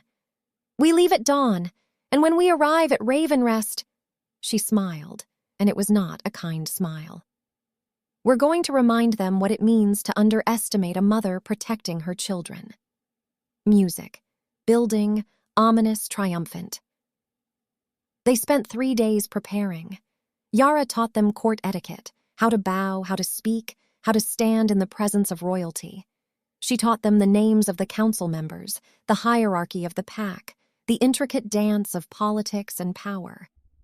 Maya drilled them on security protocols, what to do if someone attacked, where the exits were in the Great Hall, how to identify threats, how to stay together, always together, protecting each other. And the children, brilliant and strange and powerful beyond measure, absorbed it all like sponges. Departure scene, dawn of the 3rd day. Ambient village, saying goodbye, packing sounds, emotional farewells. On the morning they left, the entire village turned out to say goodbye. Elsa pressed a packet of herbs into Yara's hands. For courage, she said, her weathered face wet with tears. And protection. And luck. You'll need all 3. The baker gave them fresh bread for the journey.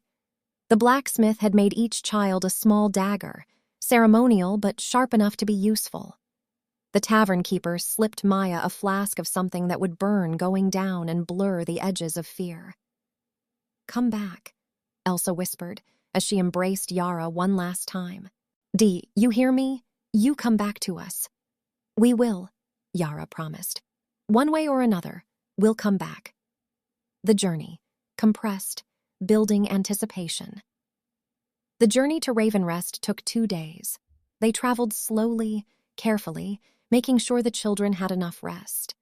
Making sure they arrived at the perfect time, not early enough to seem eager, not late enough to be arrested for defying the summons. They would arrive exactly on time, exactly as commanded, and they would shatter every expectation Vela had. Arrival, late afternoon, golden hour light. Music building to crescendo. They saw Ravenrest from the ridge at sunset on the 2nd day.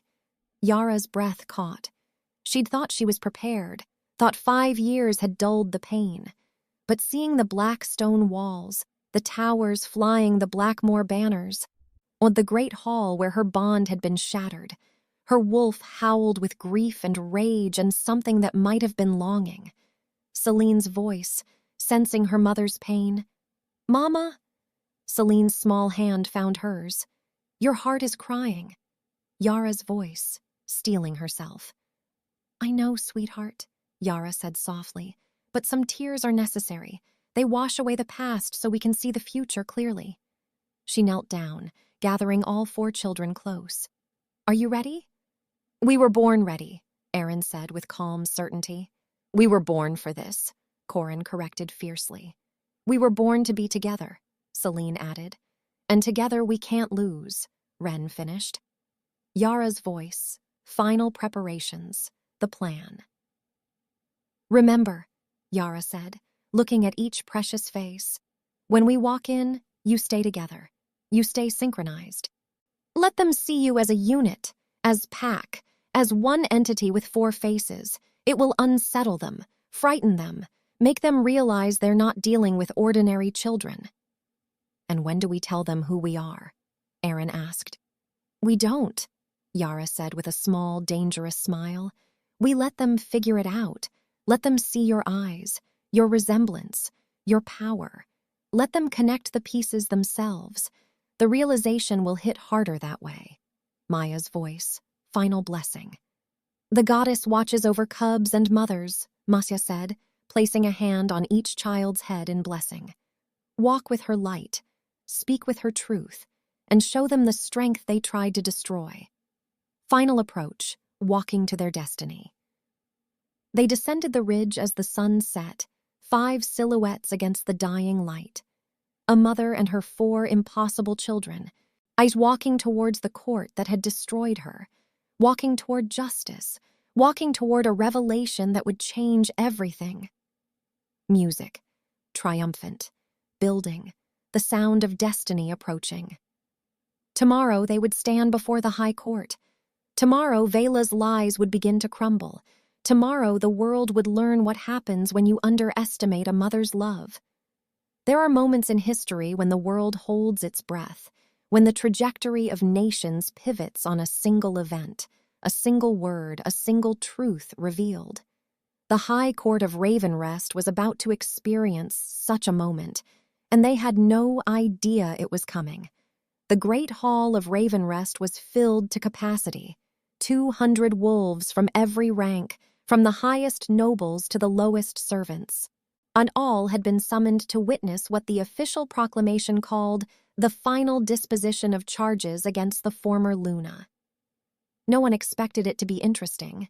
It was administrative, really, a formality to officially close a chapter that had been over for 5 years. They were so wrong. Tavian. On the throne, describing him Alpha King. Tavian Blackmore sat on the throne of black stone, not bones, as Wren had dreamed, but volcanic rock carved into the shape of a wolf's throne. He looked older than his 30 years. 5 years of rule had carved lines into his face, shadows under his eyes. 5 years of regret had carved something deeper. He'd tried to forget Yara, tried to move on. His mother had paraded potential mates before him, beautiful wolves from noble families, and politically advantageous matches that would strengthen the pack. He'd rejected them all, because none of them were her. Vela, describing her position of power. Vela sat in the smaller throne to his right, the dowager's seat, but there was nothing smaller about her presence. She commanded the room with practiced ease, her silver hair arranged in an elaborate crown of braids, her neck dripping with jewels. She looked like a queen.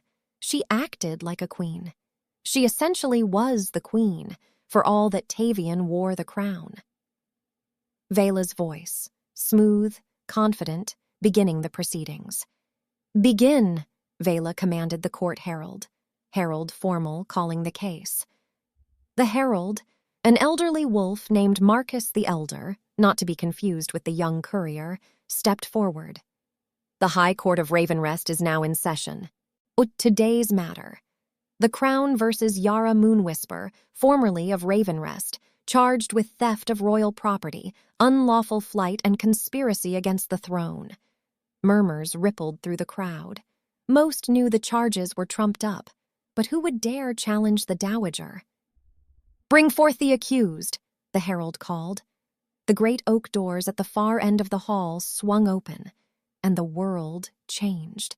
Yara Moonwhisper walked through those doors not as a criminal, not as an exile, not as the broken woman who had fled 5 years ago. She walked as a Luna Queen. Her dress was simple, deep blue silk that brought out her eyes, but she wore it like armor. Her hair was unbound, falling in dark waves down her back. A deliberate choice, a subtle rebellion against the elaborate court styles. Her head was high, her spine straight, but her gaze level. She looked like royalty. But she did not walk alone. The children, describing their entrance. Behind her, in perfect eerie synchronization, walked 4 small children. They moved like a pack, like wolves who had trained together since birth. Each step was measured. Each breath was synchronized. They covered each other's blind spots instinctively, protectively, a formation that spoke of countless hours of practice. If 4 children, approximately 5 years old, with identical gray eyes, Blackmore eyes. The court's reaction, building shock. The court fell into absolute death-like silence. Then someone gasped, and the whispers began. "Goddess above, are those? They can't be. Look at their eyes." 4 of them. The prophecy. Tavian's reaction. Describe his shock, his realization. Tavian Blackmore, Alpha King of Ravenrest, looked at the children walking behind his former mate and felt his world tilt on its axis. Gray eyes. His father's eyes, his grandfather's eyes. The Blackmore silver that ran true through generations. 4 children. 4. The math was simple, brutal, undeniable. Yara had been cast out 5 years ago. These children were approximately 5 years old. His wolf howled with recognition, with shock, with something that felt like joy and horror mixed together. Tavian's voice, barely whisper, shocked. "No," he whispered, so softly only those nearest the throne could hear. "No, that's impossible." But the evidence walked toward him on 8 small legs, 4 small faces tilted up with identical expressions of determination. Vela's reaction, panic masked as outrage. Vela's voice, sharp, attempting to take control. "What is this?" Vela's voice cut through the whispers like a whip. She had gone pale, but her voice remained strong. "Guards! Those children should not be here. This is a court proceeding, not a—" Yara's voice, calm, powerful, stopping Vela cold.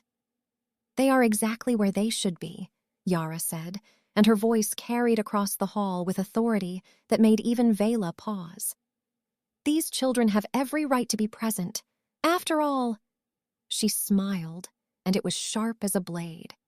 "This concerns them directly." Aaron's voice, clear, intelligent, speaking for them all. The children stopped in the center of the hall, 10 feet from the throne. The eldest, the boy who led them, stepped forward slightly. "My name is Aaron," he said clearly, his voice carrying despite his small size. "These are my siblings, Corin, Celine, and Ren. We are 5 years old. We were born in the borderlands 5 months after our mother was exiled from this court. And we are here to witness the trial of the woman you called Barren." Court reaction, explosive. The court exploded. Wolves were on their feet, shouting questions, demanding answers. The nobles were shocked. The servants were whispering frantically. The guards didn't know whether to intervene or stand down. Tavian, unable to look away from the children. Tavian couldn't look away from the children, from their eyes, from the way they stood together, protecting each other, moving as one. "How?" His voice was hoarse. "How is this possible? The physicians said—" Yara's voice, cold, cutting to the heart. "The physicians said what they were paid to say," Yara said, her voice cutting through the chaos like ice through flesh. Or rather, what they were shown by someone who had every reason to want me gone. She turned her gaze to Vela. "Shall we discuss the falsified medical reports, Dowager? Or perhaps the contraceptive herbs mixed into my fertility tea for 3 years? Or maybe the assassins you sent after me the night I was exiled?" Vela, attempting to maintain control. Vela's voice, sharp denial. "Lies!" Vela shrieked, standing abruptly. The composure she'd maintained shattered like glass. "Slander! How dare you come here with these wild accusations, and these children could be anyone's—" Corin, losing control, alpha power manifesting. "Don't you dare!" Corin shouted, and his child's voice carried supernatural force. His eyes blazed gold, pure, unmistakable alpha gold. Power radiated from the 5-year-old child like heat from a forge. Wolves throughout the hall instinctively stepped back, their own wolves whimpering at the force of it. "You made her cry." Corin's small fists were clenched, tears of rage streaming down his face. "You hurt her and lied about her and tried to kill her. Don't you dare say we're not his." Tavian, wolf recognizing, undeniable. Tavian's voice, broken, awed, certain. Tavian was on his feet before he consciously decided to move. His own wolf was howling, crying, screaming in recognition. "Stop!" he commanded, and the authority in his voice made everyone freeze.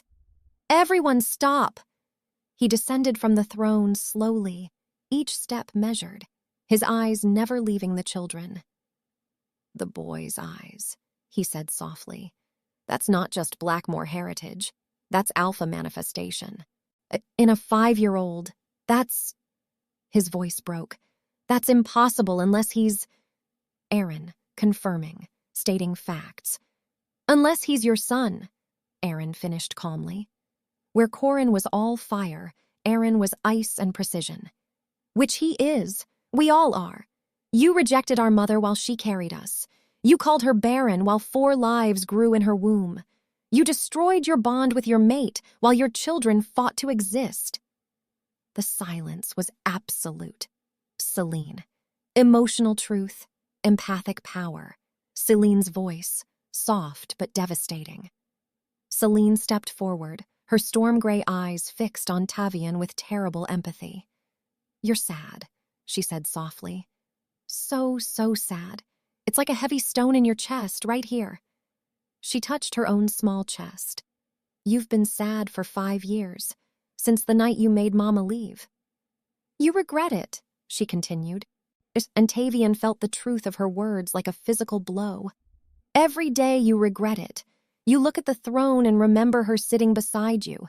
You walk the gardens and remember her laughter. You wake up and reach for her, and she's not there and it hurts. But you were too proud to admit you were wrong, too controlled by her." Celine's gaze shifted to Vela. "By the one who poisoned everything." Crowd turning on Vela. The court's attention shifted, like a pack sensing weakness, like wolves recognizing a traitor in their midst. Every eye turned to Vela. Vela, desperate, attempting to salvage. Vela's voice, sharp, attempting authority. "This is absurd! The ravings of children and a bitter exile. There is no proof." Ira Graymore, entering with evidence. "Actually," a familiar voice said from the doorway. There is." Ira Graymore walked into the hall, aged but unbowed, carrying a leather folder. Behind her walked 2 other healers, both looking grim. "I have the original medical reports," Ira announced, her voice carrying clearly. "The real ones, before they were forged and replaced. Yara Moonwhisper was never barren. The falsified documents were created by a scribe in the Dowager's employ, a scribe who came to me on his deathbed last month and confessed everything." She walked forward and handed the folder not to Vela, but to Tavian. "The contraceptive herbs were purchased from a merchant in the Southern Territories. I have his testimony as well. And the assassins..." She gestured to the doorway. Maya, entering with a captured assassin. Maya Silverstream walked in, dragging a man in chains. One of the assassins from that night. The one who'd survived Yara's attack. "This one was very talkative," Maya said coldly. "Once we explained that he could testify or take the fall for attempted murder of a Luna Queen." Assassin confessing. Assassin's voice, broken, defeated. "The Dowager hired us," the man said, his voice rough. "Paid us in gold to make it look like an accident. Said the exile had to die before she could cause trouble. We failed, but those were our orders. I can prove it. The gold coins are marked with her personal seal." Tavian, rage and betrayal. Tavian's voice, quiet, deadly. Tavian looked at the papers in his hands, at the medical reports showing Yara's perfect health, at the testimony, at the proof. Then he looked at his mother. "You did this," he said softly. "You destroyed my bond. You poisoned my mate. You tried to have her killed. And you did it all while I trusted you, while I believed in you." Vela, desperate. Vela's voice, pleading, manipulative. "Tavian, please, you don't understand. I did it for you, for the pack. She was weak. She would have made you weak." Tavian's voice, absolute authority, alpha command. "Silence!" The word cracked like thunder. Alpha command, absolute and undeniable. Every wolf in the hall dropped their gaze, unable to resist the force of it. Except the children. The 4 small children stood tall, their eyes blazing, unaffected by their father's command. Because they carried alpha blood too. Tavian, seeing his children's power. Tavian noticed. His eyes widened. 4 alphas, he breathed. Goddess above, you gave me 4 alpha heirs. Ren, prophecy speaking. Ren's voice, ethereal, touched by the goddess. Ren stepped forward, the smallest, the youngest, the dreamer. The quadruplets of prophecy, he said in a voice that seemed to come from somewhere beyond himself. 4 born of one womb, each carrying a piece of the ancient power. 4 who will rise when the pack needs them. 4 who will reshape the world. His eyes glowed with inner light. We are your redemption, Father, and your reckoning. The trial turned into an execution. Not of Yara, as Vela had planned, but of Vela's reputation, her power, her very place in the pack. Tavian, taking control, being the alpha he should have been. Tavian's voice, cold, authoritative. Vela Blackmore, Dowager Queen of Ravenrest, Tavian said, his voice like stone. You are hereby charged with conspiracy to commit fraud, attempted murder of a Luna Queen, manipulation of the throne, and treason against the crown. Each charge landed like a hammer blow. How do you plead? Vela, defiant. Vela's voice, proud, unrepentant. Vela straightened her spine, lifted her chin. Even in defeat, she would not bow. I plead for the good of the pack, she said coldly. Everything I did was to protect you, Tavian, to protect the bloodline. That woman, she gestured dismissively at Yara, was weak. She would have made you weak. I saved you from that mistake. Aaron, destroying her argument. Aaron's voice, calm, logical, devastating. You didn't save him, Aaron said, his child's voice cutting through her justifications like a knife. You isolated him, controlled him, made him dependent on you. A strong Luna would have threatened that control, so you destroyed her. This was never about the pack. It was about your power. The 5-year-old's gray eyes were ancient and knowing. And now you've lost it all. Council members speaking up. Elder Marcus the Elder, who had served under 3 Alpha Kings, stepped forward. The boy speaks truth, he said gravely. I have watched the Dowager's influence grow unchecked for 5 years. We, the Council, bear shame for allowing it, but no longer. Other voices joined his, council members, nobles, even servants who had witnessed Vela's cruelty. The tide had turned. Tavian passing sentence. Tavian's voice, grief and fury mixed. For your crimes, Tavian said, and his voice shook with suppressed emotion. You are stripped of all rank, all title, all privilege. You are hereby exiled from Ravenrest lands, never to return under penalty of death. Tavian, Vela's composure finally cracked. Tavian, please, I'm your mother. Tavian's voice, broken but resolute. My mother died the day she betrayed my mate, Tavian said quietly. You are nothing to me now. Guards, take her to the cells until the exile can be arranged. Vela, final desperate act. Vela moved faster than anyone expected. Old she might be, but she was still wolf, still dangerous.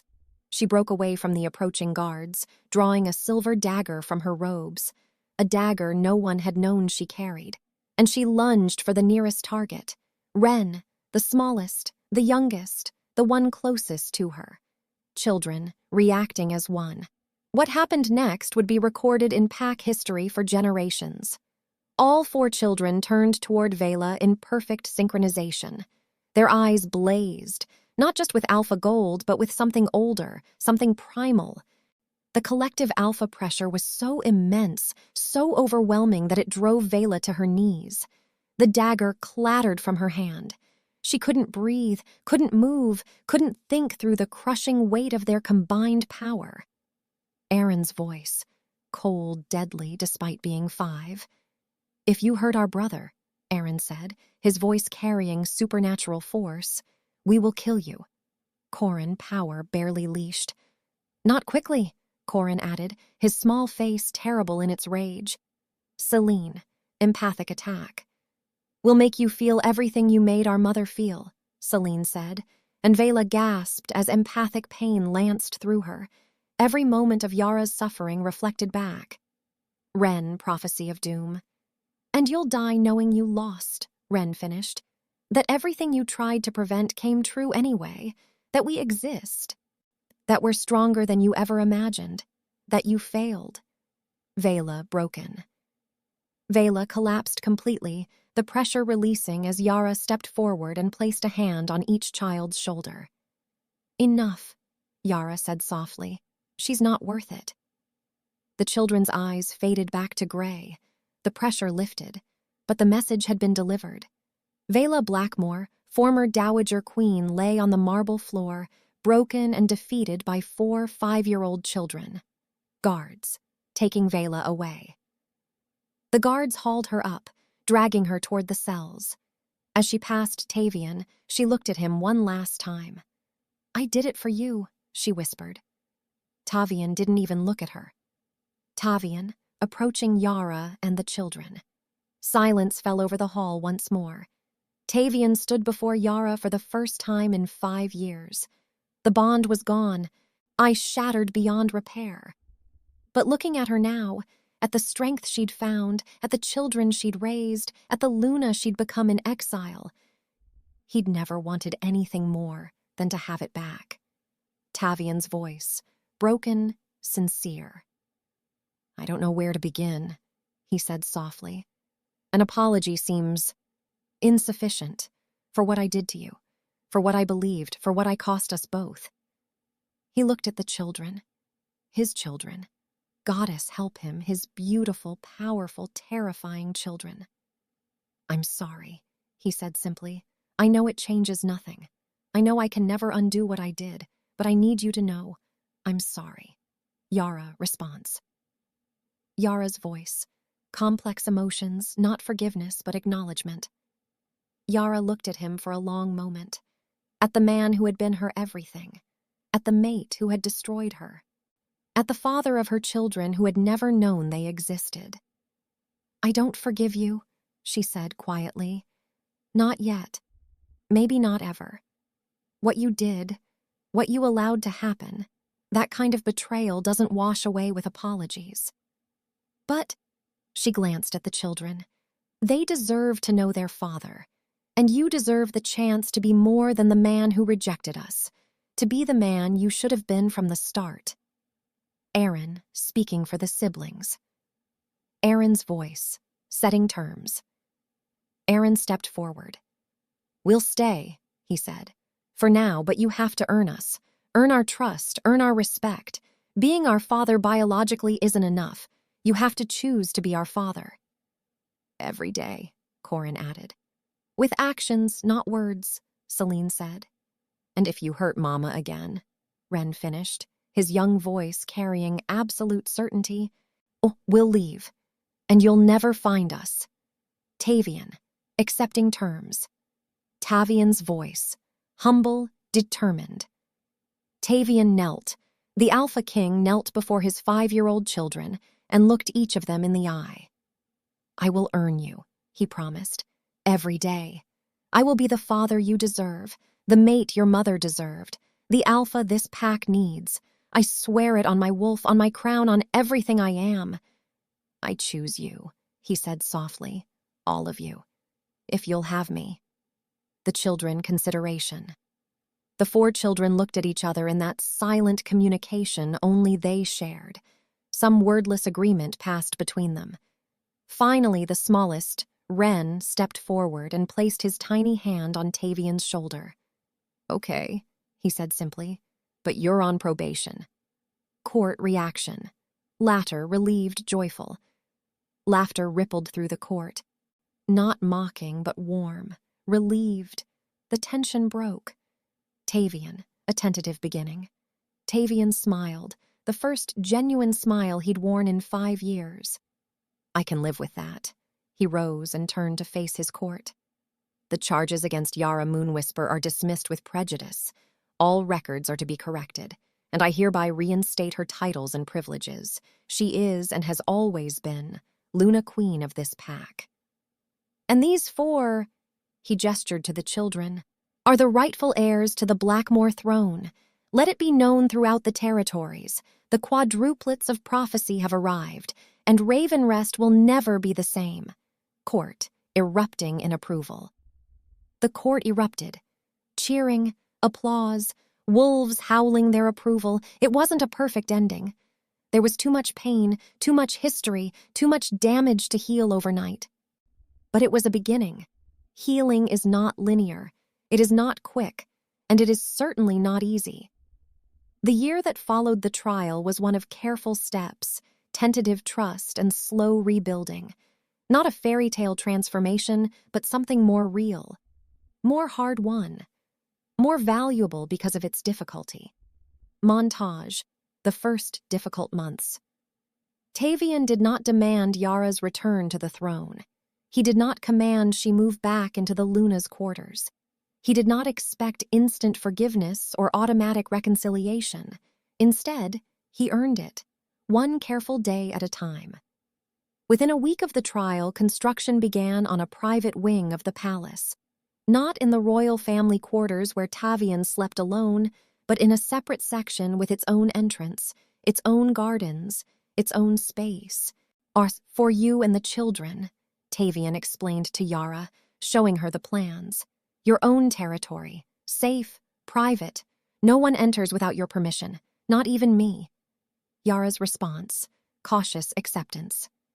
Thank you, Yara said quietly, studying the blueprints. 4 bedrooms for the children, a larger suite for her, a common room for the family, training rooms, a library, everything they could need, everything that said, you belong here, but you're safe here too. The children, settling in, exploring. The children adapted with the resilience of youth, but also with the caution of those who had learned early that safety was never guaranteed. Aaron cataloged every exit, every guard rotation, every potential threat. Corin tested every lock, every boundary, every limit. Celine read the emotions of every servant, every noble, as every person who came near them. And Wren had dreams. Warning dreams, protective dreams, dreams that told them when danger approached. They were not ordinary children settling into a new home. They were warriors establishing a fortress.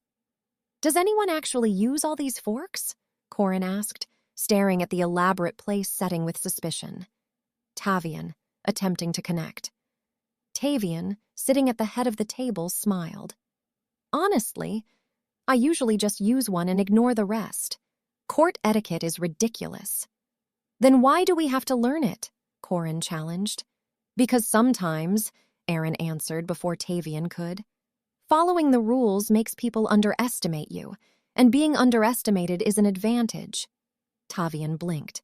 That's actually a very sophisticated understanding of politics for a 5-year-old. We're not ordinary 5-year-olds, Celine said matter-of-factly. We're the quadruplets of prophecy. We were never going to be ordinary. Tavian, asking about their lives. Tell me about Haven's End, Tavian said, genuinely curious. What was it like, growing up there? The children exchanged glances. Yara tensed, waiting to see if they would answer. Finally, Wren spoke. It was small, quiet. Everyone had secrets, so no one asked about ours. Elsa taught us about herbs, Celine added, and how to deliver babies. She said knowing how life begins helps you understand how precious it is. Maya taught us to fight, Corin said with pride. She said the world is dangerous and we needed to be able to protect ourselves and Mama. And Mama taught us everything else, Aaron finished. How to think, how to plan, how to be Pack, how to be Blackmore. His gray eyes met Tavian's. She prepared us for this, for you, for returning, even when it hurt her to talk about it. Tavian, grief and regret.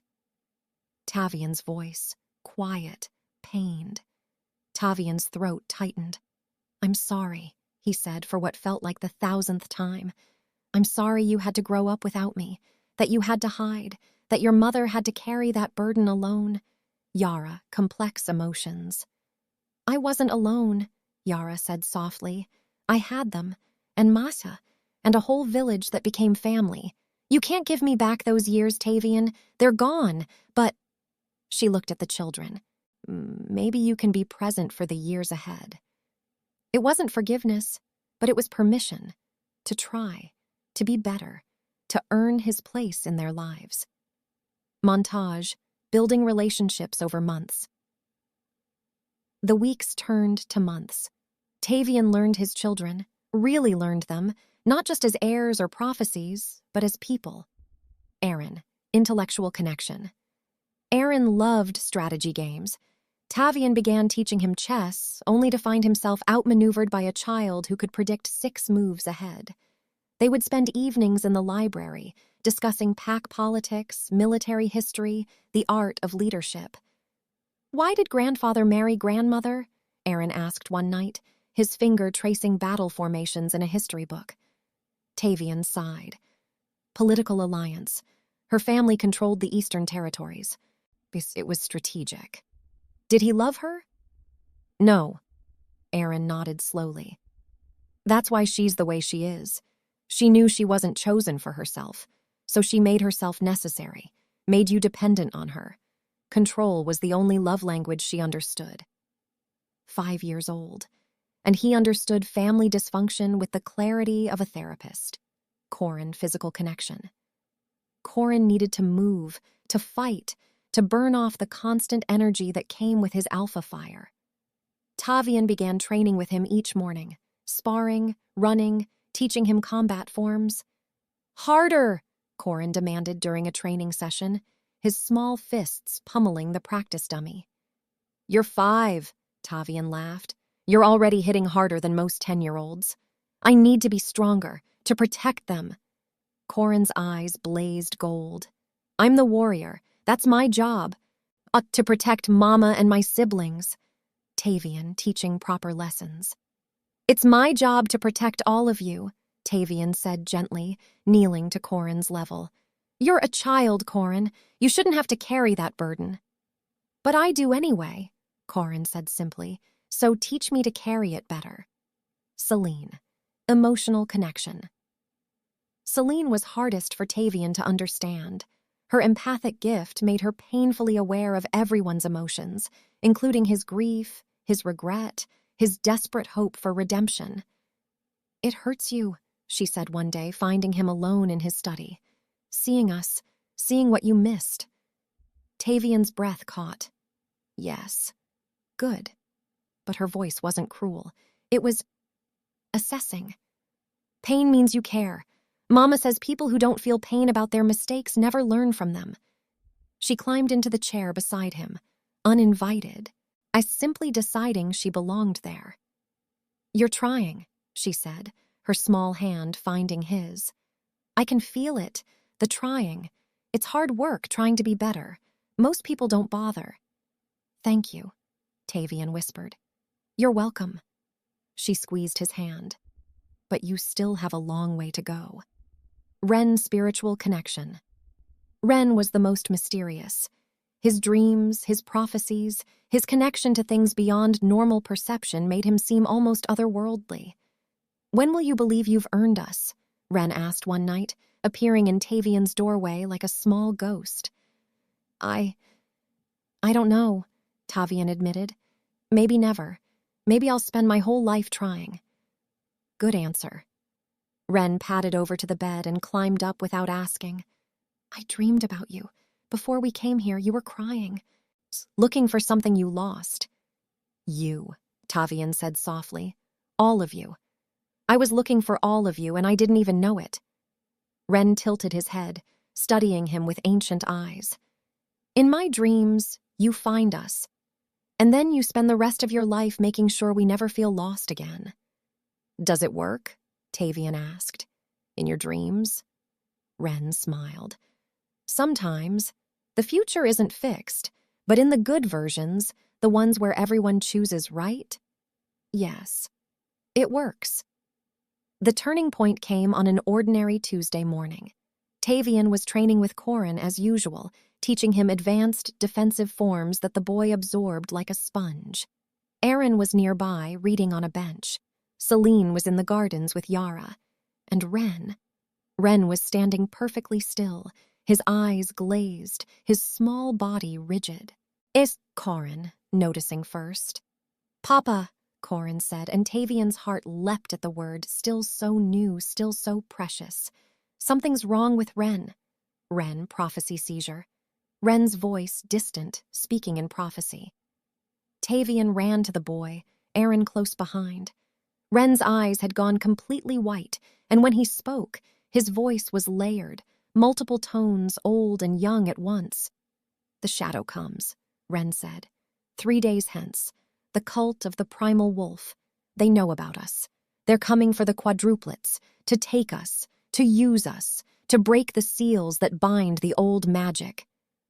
We have 3 days to prepare, and if we're not together, if the family is divided, they will succeed."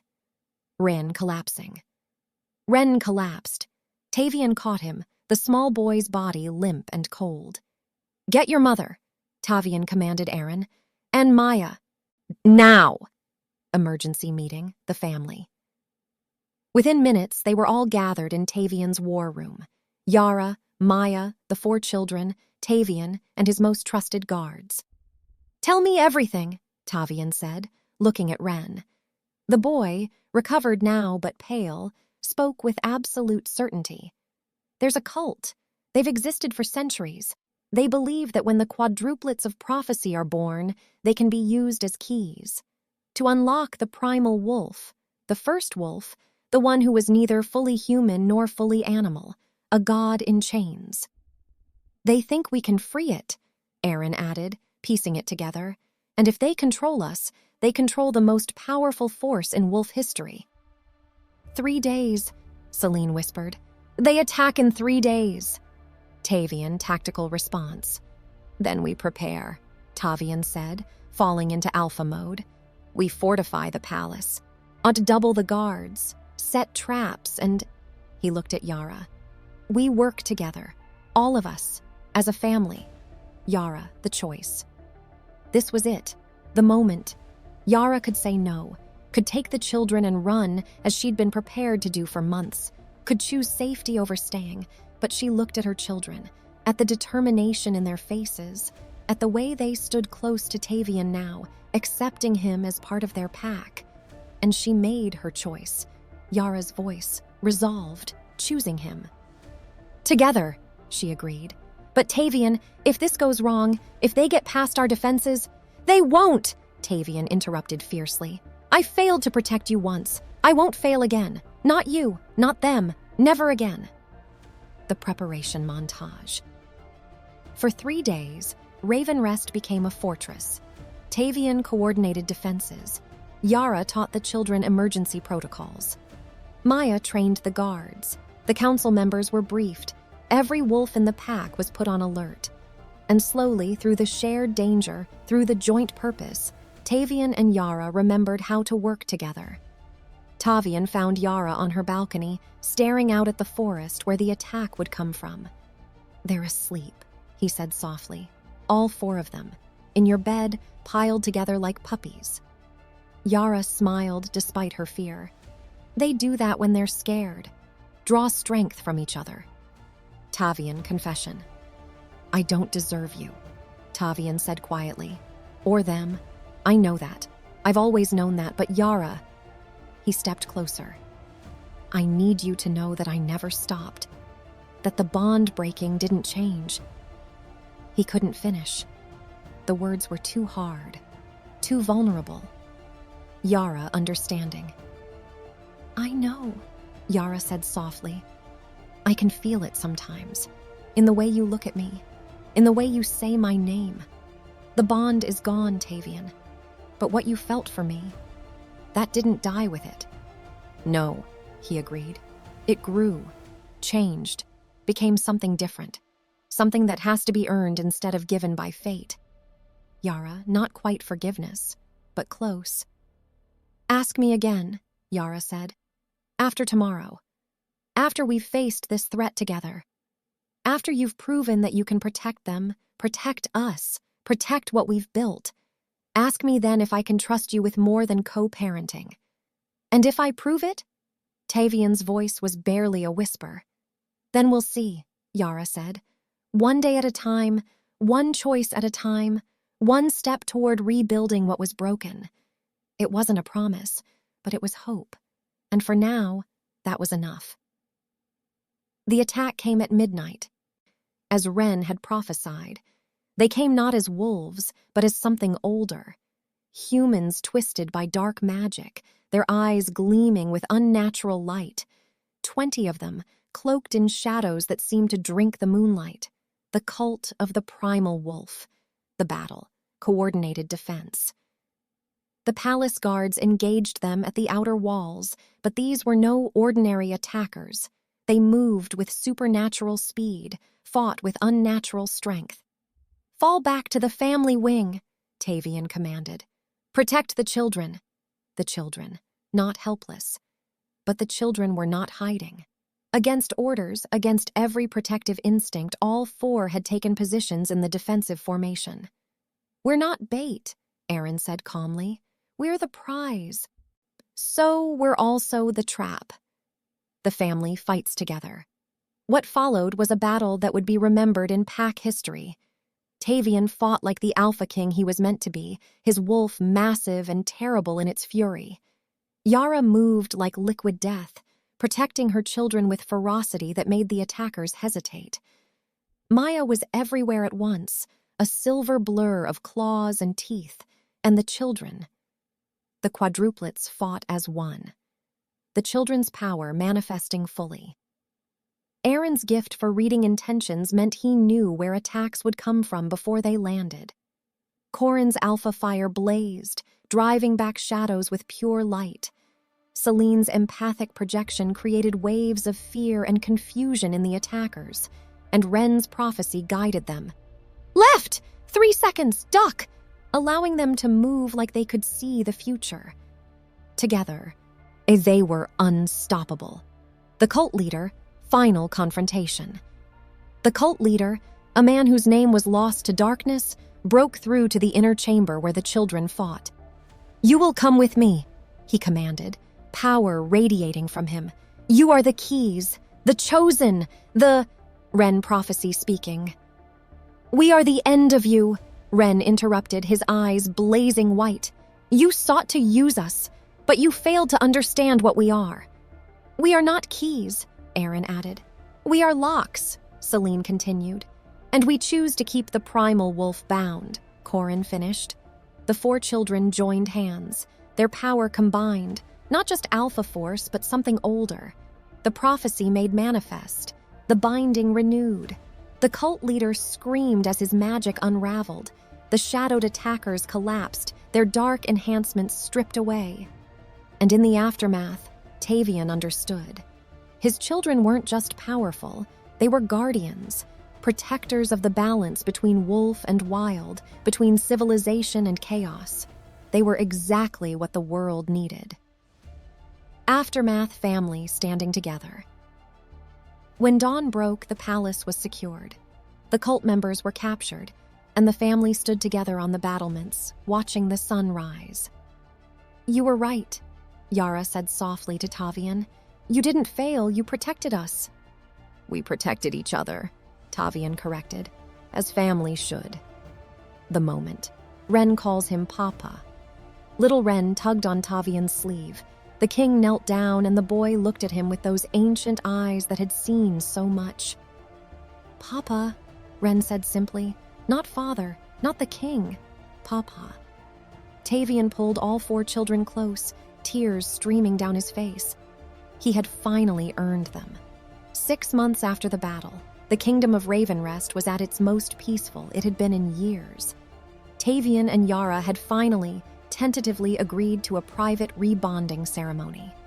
Not the bond fate gave them, but a choice bond, something built on trust earned rather than destiny given.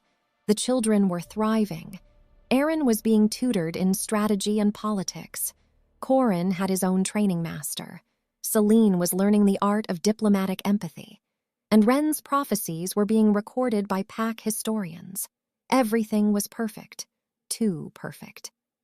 Aaron woke to Wren standing at the window of the nursery they still shared, despite being nearly 6 years old.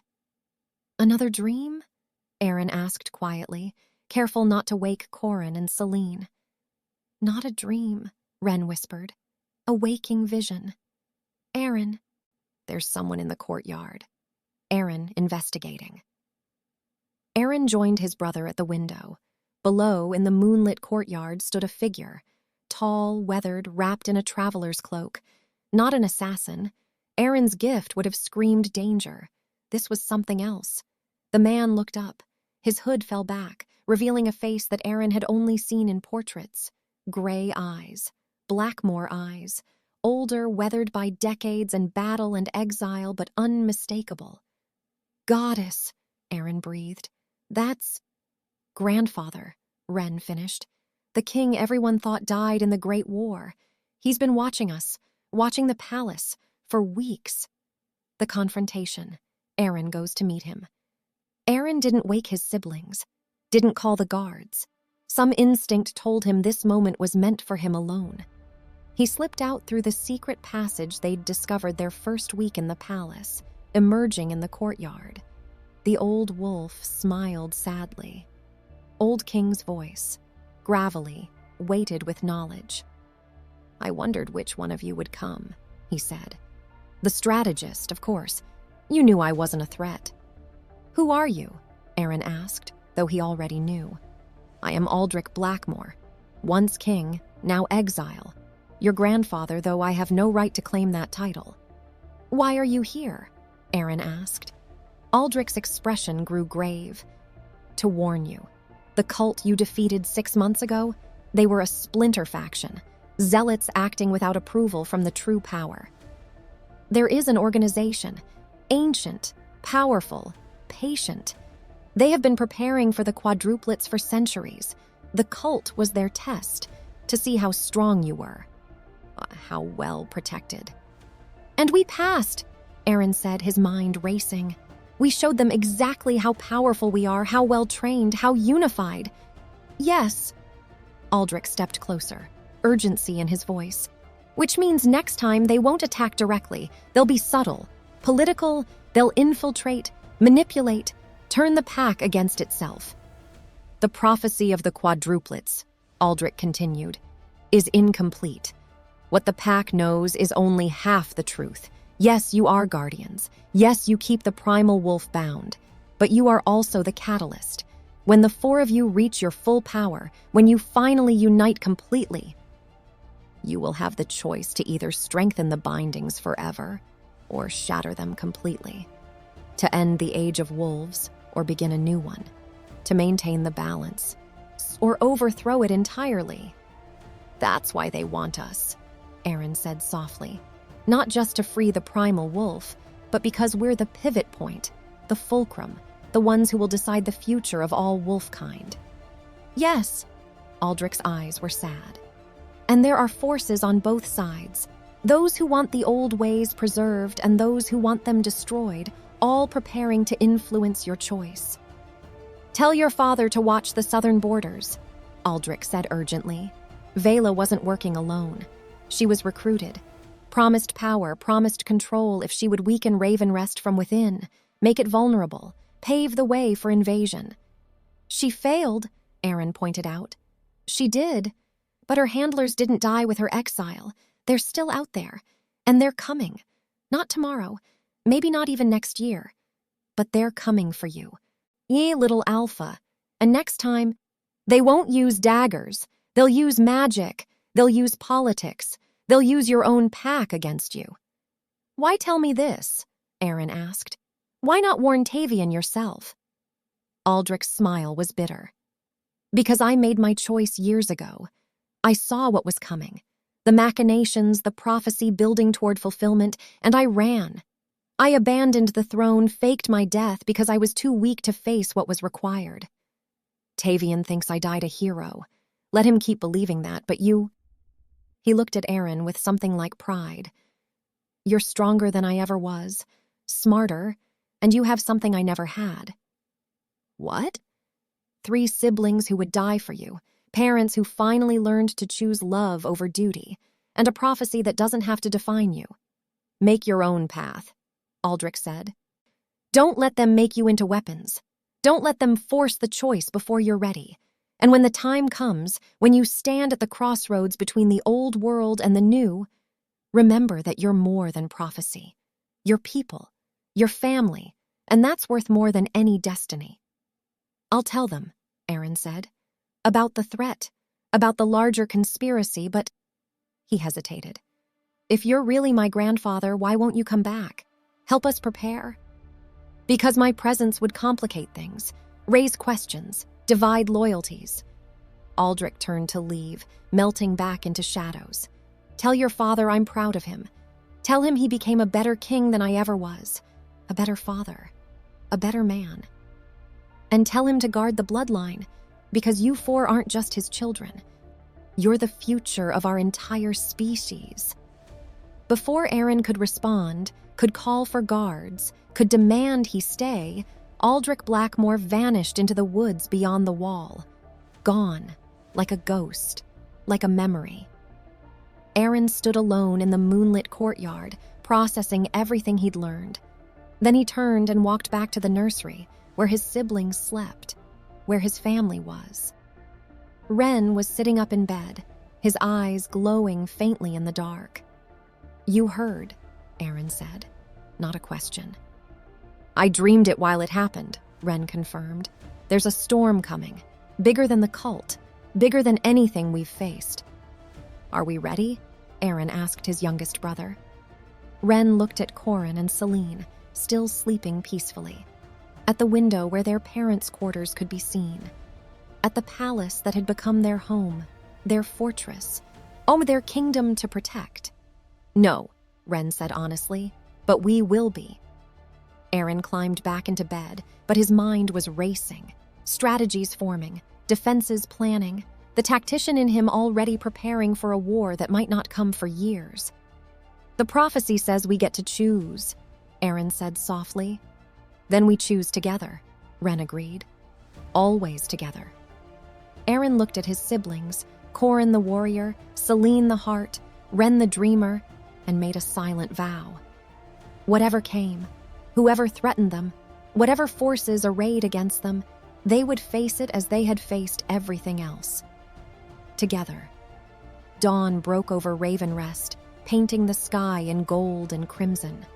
In the nursery, 4 small children slept, or pretended to sleep, while empires positioned themselves around them. The family was whole. The throne was secured. The immediate threats were defeated. But in the shadows, ancient powers stirred.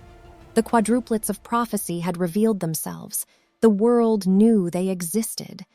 And now, forces beyond imagining were preparing to shape their path, to influence their choice, to determine the fate of wolfkind through the decisions of 4 children who just wanted to be a family.